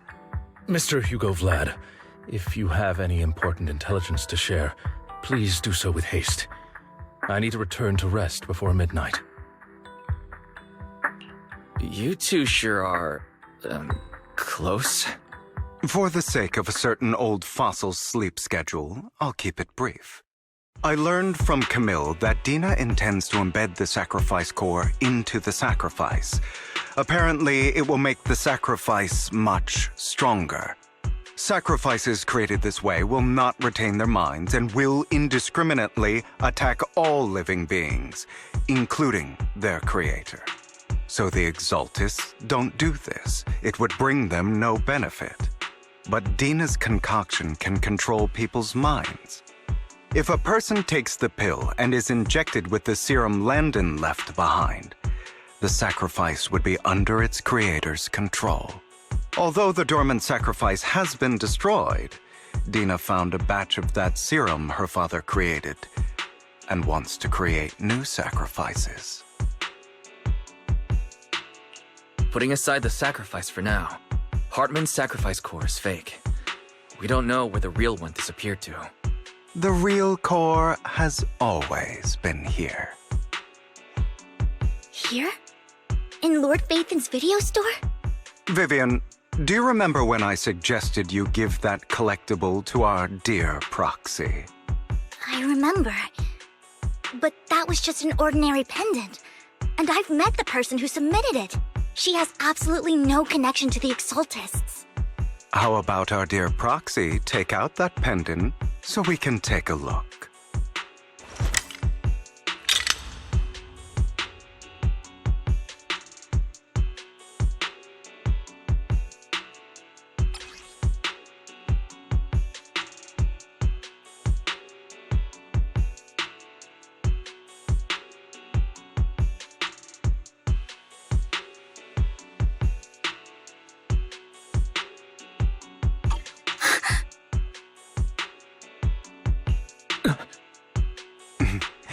I'll take your surprised expressions as a compliment for my little trick.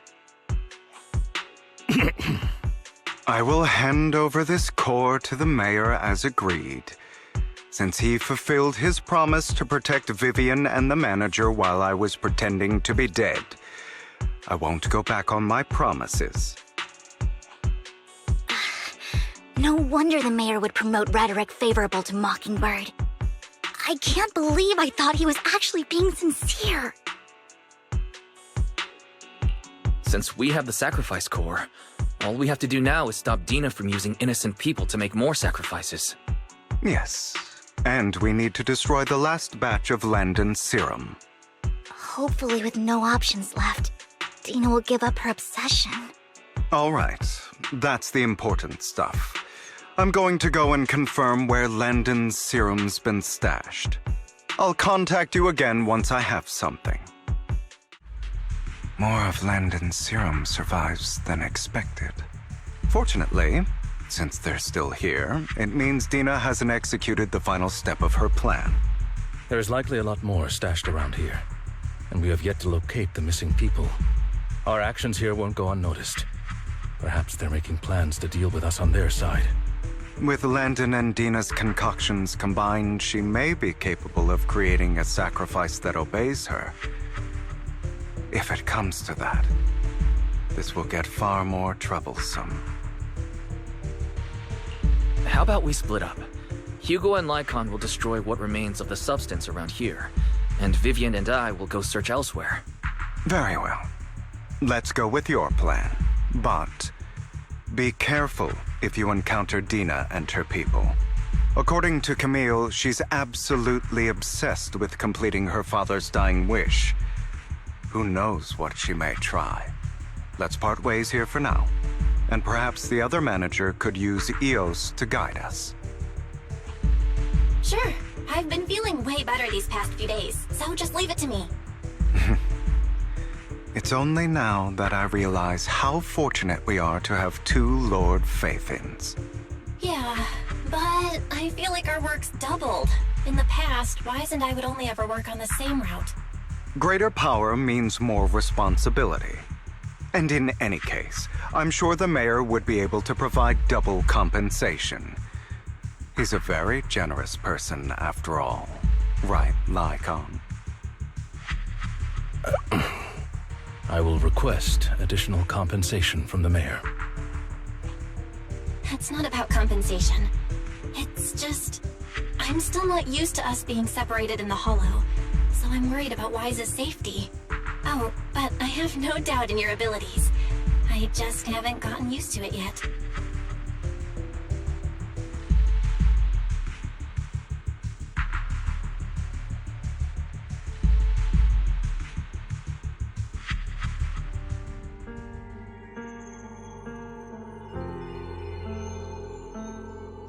This is the future I saw.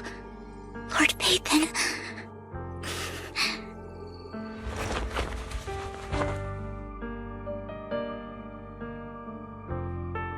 I'm sorry. This time, I will make sure the future I saw does not come to pass. I don't want to bring you misfortune. That's all I wish for.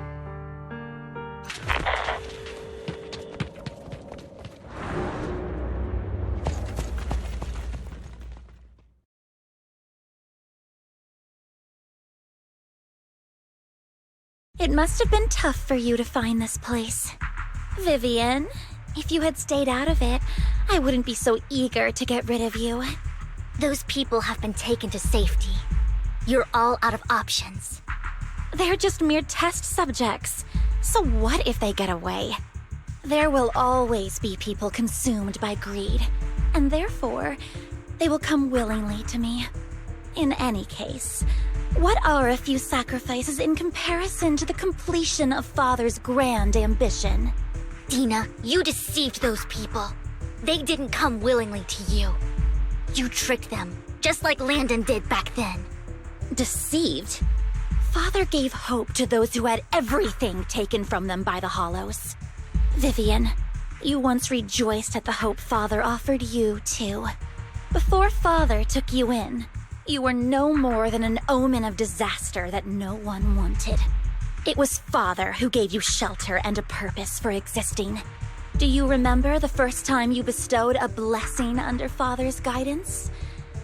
How did you feel when that person looked at you with adoration and gratefulness? That was the first time you felt hope. Like your existence had a purpose, right? Don't forget that it was Father who, through what you call deception, gave you hope. And you, what have you done? You basked in Father's attention and everyone's adoration, only to destroy everything. Do you think that by leaving the Exaltists, those people will live better lives? Of course not. Those who suffered under the Hollows will only continue on as walking corpses, without the hope Father gave them. Do you really think you're some sort of savior, Vivian? In the end, you're just an ungrateful brat who brings misfortune to those around her. It was you who destroyed everyone's hope. Not everyone wants to live in false hope, Dina. You say it's because of greed that people willingly become your sacrifices. Perhaps those people aren't entirely virtuous. But that greed is just wanting to live a better life beyond the Hollows. What you and Landon have done was never about giving people hope, but exploiting it. Stop lying to yourself. Deep down, you know what Landon did was cruel. No. Back then, when Landon wanted to inject you with the serum, the fear in your face was as plain as day. I saw it all clearly. If all of this is as righteous as you claim, then why did you make such an expression, Dina? Don't look at me with such pity! Father did nothing wrong. All of this is to make something of the Hollows other than disaster. That's everyone's only hope. Dina, it's not too late to stop. Stop living in this lie. You know what would happen if a sacrifice loses control and escapes the Hollow. It's not the Hollows that are to blame for those people's deaths, but the hope you keep talking about. That will cause more despair and claim more lives. That is merely the necessary sacrifice to accomplish a greater goal. No one deserves to be a sacrifice. Your hypocritical magnanimity disgusts me. I can always go and get more test subjects if they've escaped. And I will be able to replicate Father's serum with enough time. With you gone, I'll be able to complete Father's gift to the Creator and fulfill his last wish. Camille, release the failed subjects. Lady Dina. Camille, are you going to do what you did before? You keep saying you'll follow the Creator, but it's all lies. Lady Dina, the Hollows took my family from me. I understand that there's no way to get back what I've lost. It was Lord Landon who told me that the Creator would guide me. One day, Hollows will no longer be disasters. Everyone will be able to survive inside them. I look forward to the day when this hope becomes reality. I watched you grow up, and I know that you've always looked up to your father. He gives you hope, and I destroyed that hope with my own hands. I know the pain of loss, so I've always felt guilty. I want to atone for the hope I destroyed. But Dina, I don't want to ruin more lives, and I don't want to continue watching you destroy yourself. Vivian is right. Not everyone wants to live in false hope. So, please, stop. Camille, are you abandoning me too? I'm not abandoning you. I just don't want to see you go past the point of no return. The point of no return? I passed that point ages ago. No, Dina. You can still turn back. I'll be your way back. Where are you going, Camille? I made a deal with Hugo and the mayor. If someone needs to take the fall for this, let it be me. I did it. All of it. I've been forcing Landon's only daughter, Dina, to research how to create sacrifices. I colluded with the Ravenlock family for my own gain. Everything Dina did was under duress. Since I've kept her captive for so long, she doesn't have the skills to survive as an independent member of society. She'll need a caretaker and teacher. Someone who will look after her and educate her. No! I refuse, Camille! I refuse to accept this! Dina, I'm going to dispose of those failed subjects. I won't allow it! You'll die! I won't allow it! You can't leave me. I command you! You've always followed my orders, and you will follow them now! It wasn't your orders that I've been following. My younger sister, who was stolen from me by the Hollows, also had such beautiful red hair. When Landon told me the Creator could bring me hope, you were standing there, right behind him. I was certain, then and there, that this was the hope the Creator had given me. Start over, Dina. You still have so long, so much time. You'll make friends, find people who love you, and make many beautiful memories. That's not what I want! Camille, you're not allowed to die! I won't allow it! I won't allow it! Goodbye, Dina. And I'm sorry, Vivian. I'll leave the rest to you.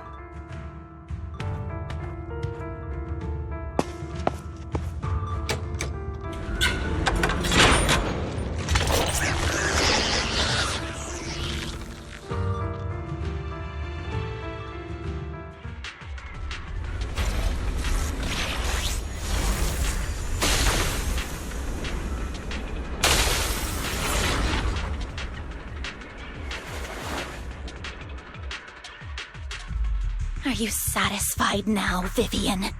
You were the one who brought yourself to this point. You're saying this is all my fault. Losing my father, losing Camille.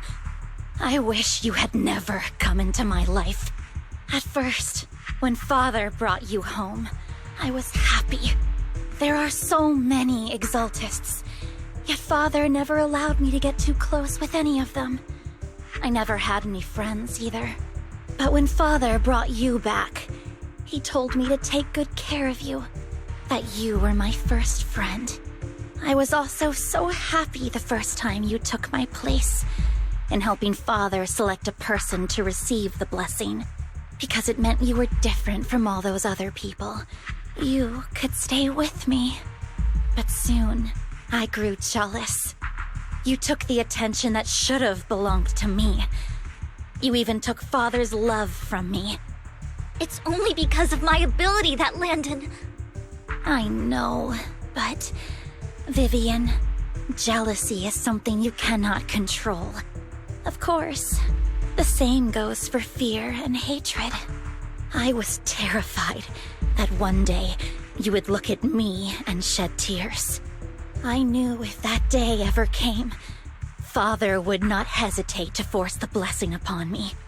And when that day did come, I hated you for causing my father's death. Tina, you knew everything about what happened back then, so... Why are you still defending Landon? And why didn't you tell me back then? If I had known earlier, maybe I could have found a way. Because it's the only thing that makes me more special than you, no? It proves I had Father's trust. I was more useful to him. Vivian, you said you wandered without a home ever since you were young, hated by anyone you encountered. You were happy to gain recognition from everyone and help Father when you were among the Exaltists. But in the end, you discovered you were being used, so you felt betrayed and hurt. Then, what about me? All I ever had was my father. I've never known a life outside of the Exaltists. Ever since I was young, my only purpose was to help Father select who was to be blessed. The only purpose I had was my father and the Exaltists. I've never been taught anything else, Vivian. It is what little value I have, and have ever had. In the end, you took even that from me, and completely destroyed it. You think you're doing good and fighting evil. You've only managed to affect a small part of your world. But have you ever wondered if maybe that's all there is to my world?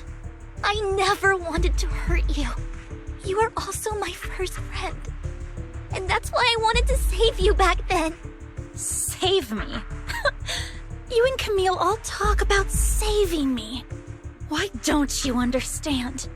To me, loss is so much more painful than death. Tina, you can start over. Everything Camille did was so you could live on. Let's leave the Hollow together. There are so many amazing places in New Eridu. This time, I'll take care of you. I've also met so many amazing people. I'm sure they'll love you too. Okay, Tina?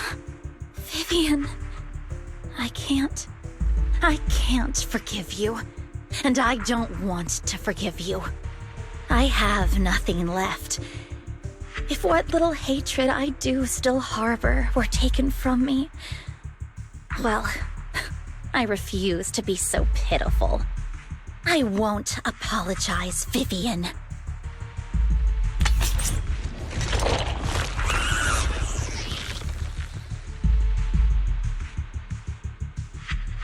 I don't want to hate myself, so I can only hate you for killing my father, and hate Camille for leaving me. That's just the kind of person I am, hateful and despicable. I refuse to owe anyone anything. I refuse to feel regret. I won't. Vivian, I will keep hating you. I will take all who are precious to you. I will also hate Camille, so I won't do as she wished and start a new life. Vivian, if you had never existed, if I had never, you would be... Lord Phaethon, please do not interfere. She was my first friend. I'm going to bid her farewell.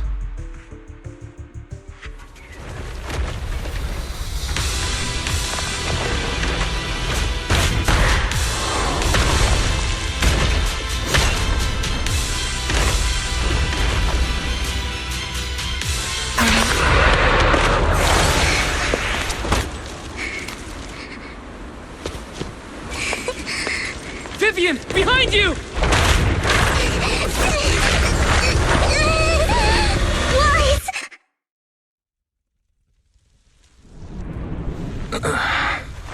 What happened?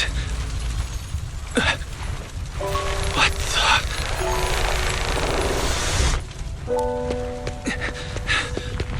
Vivian!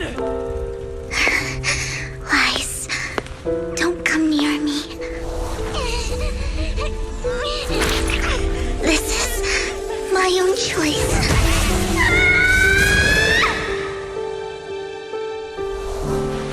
I will change the fate I saw. Vivian!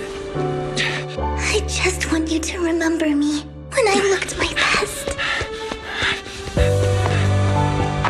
Vivian! Careful. Vivian, your body... I'm sorry you had to see me like this, but I don't want to be the one that only brings misfortune anymore. No. There's got to be another way. It's so warm, and the night is beautiful. Vivian?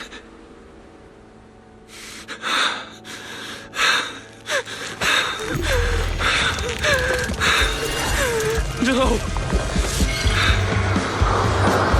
It can't end like this!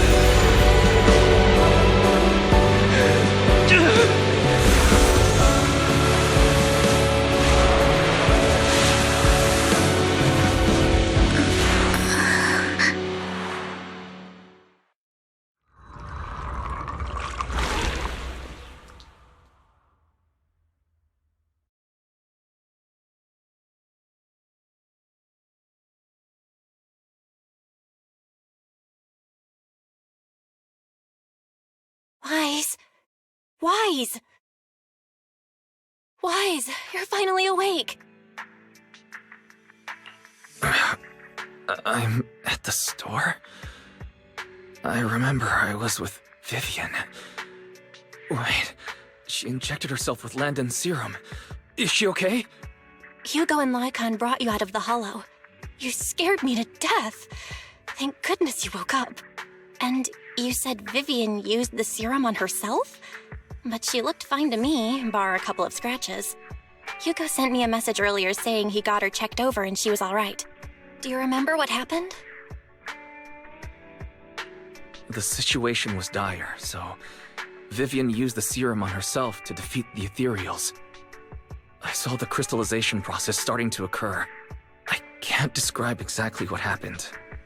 I saw something blurry, but I just wanted to stop Vivian's corruption process. I don't know exactly what I did, but then I lost consciousness. What happened after that? When I let Hugo and Lycon there, it was just you and Vivian lying there on the ground. We couldn't wake either of you.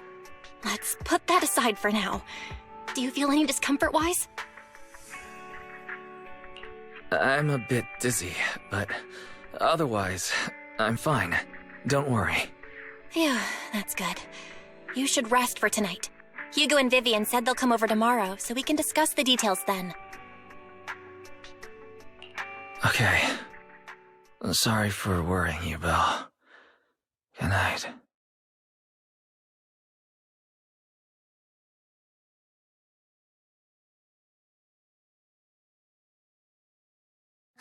Lord Phaethon! How are you feeling? No headaches? Leg pains? Heart palpitations? Loss of appetite? Vivian? I was just so worried. Sorry. Anyway, Lord Phaethon, I'm so glad you're okay. What happened this time was all my fault. Things were dire, and you did what you had to. Plus, if it weren't for you, we wouldn't be here now. So what happened? Wai said he saw the crystallization process start. But I didn't see anything through EOS. Hugo, Lycon, did either of you guys see it? Allow me to explain. Miss Vivian told us what happened after she awoke, and the mayor arranged a full medical checkup for her. Based on the results, Miss Vivian indeed shows mild corruption sequelae. But if the crystallization process had already started, the lingering effects should be far more severe. To be precise, if the process had already reached the point of mass surface crystallization, it should have taken no time at all to become an ethereal.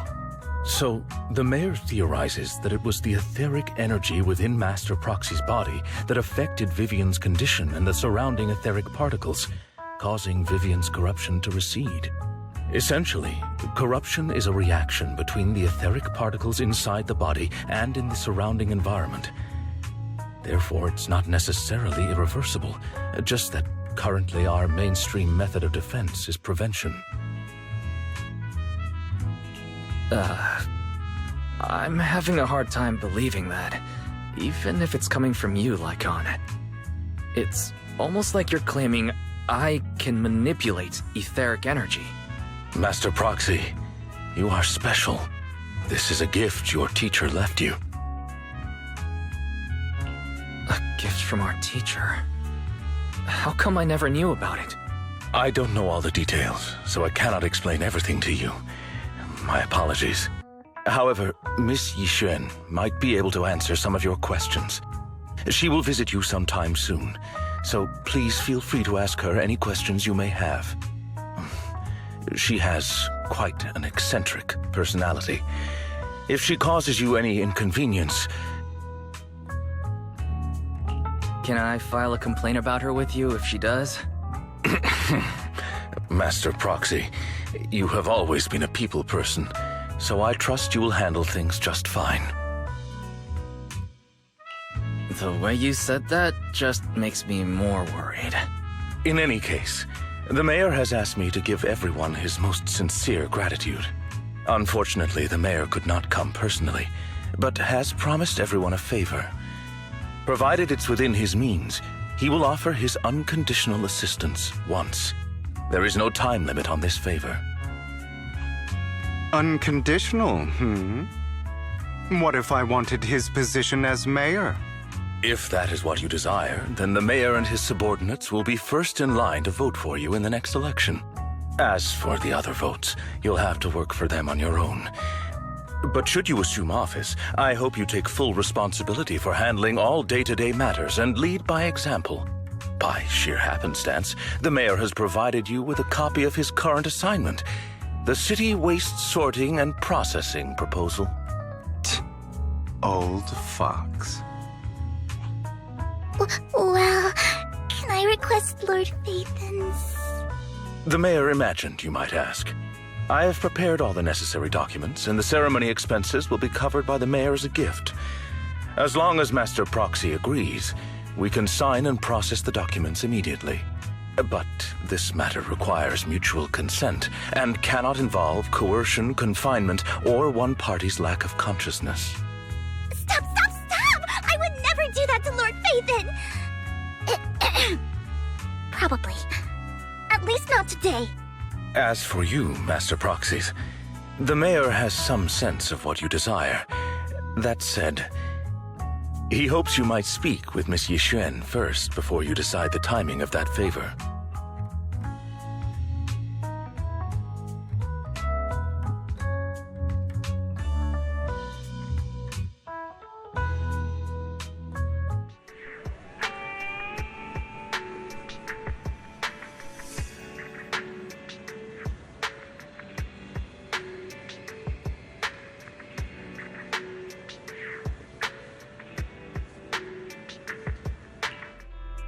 I did not expect that such a spiritual entity would exist here.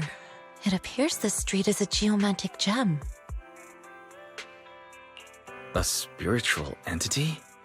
His name is Howell, and I guess you could count him as a neighbor of mine. Is there anything special about him? No, I was simply a bit surprised. It's rare to find such an intelligent individual of this breed.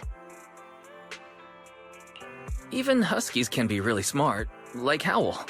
You're right. Yet, being overly intelligent comes at a price. It must stay here for prolonged periods of time, parted from its owner and unable to move about freely. Both a blessing and a curse. However, it seems quite happy. We've strayed a bit off topic. Since you're back, let's discuss our partnership.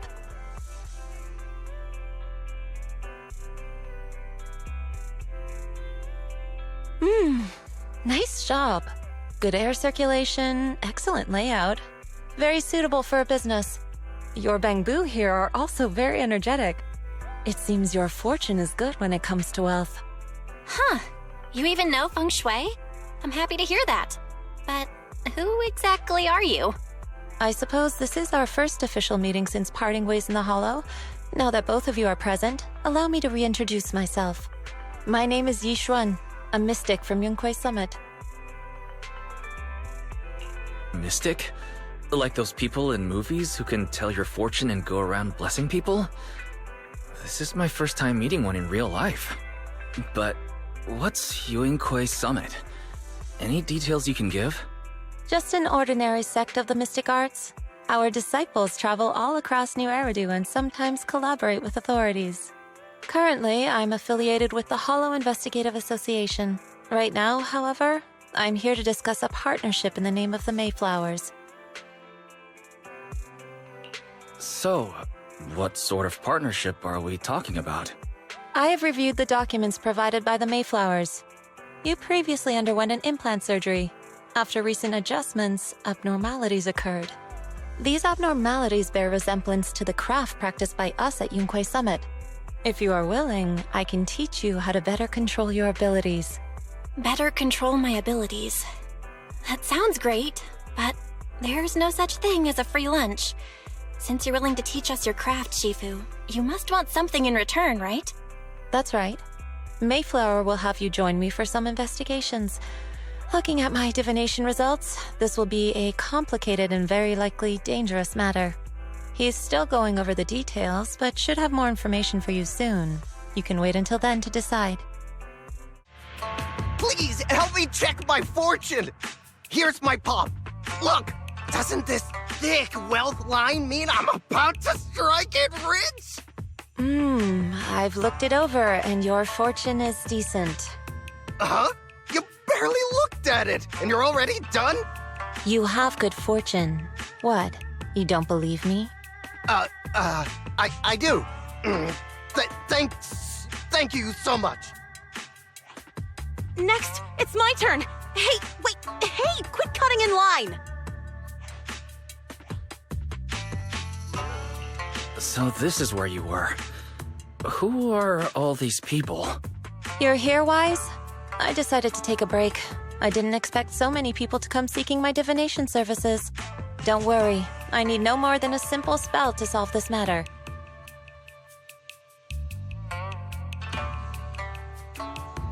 Fortune-telling services is 10,000 dennies per session. All gone? Good. It seems the Banish Wealth and Desire spell is still effective. Banish Wealth and Desire? That's a spell?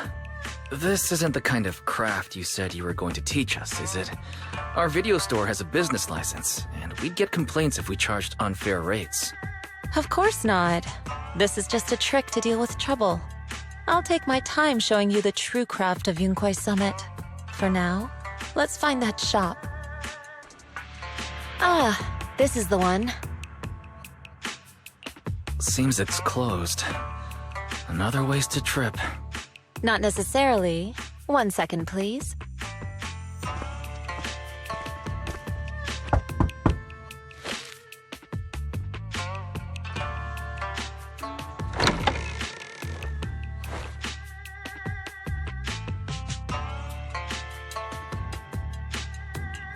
Huh? Is there someone inside? Relax. The boss prefers to do business with people they know. They like their peace and quiet, so they rarely open for customers. I'm an old acquaintance and just wanted to retrieve something. What a strange private business. Shifu, what exactly are you retrieving? Just some things needed for our future investigations. You'll know in time. Really? Shifu, I feel like you're always so mysterious. Rest assured, I'm not hiding anything from you. It's simply because the correct time has not yet arrived, so there is no need to rush. Since we've already obtained what we came for, let's part ways here. There will be plenty of time in the future. We will certainly meet again.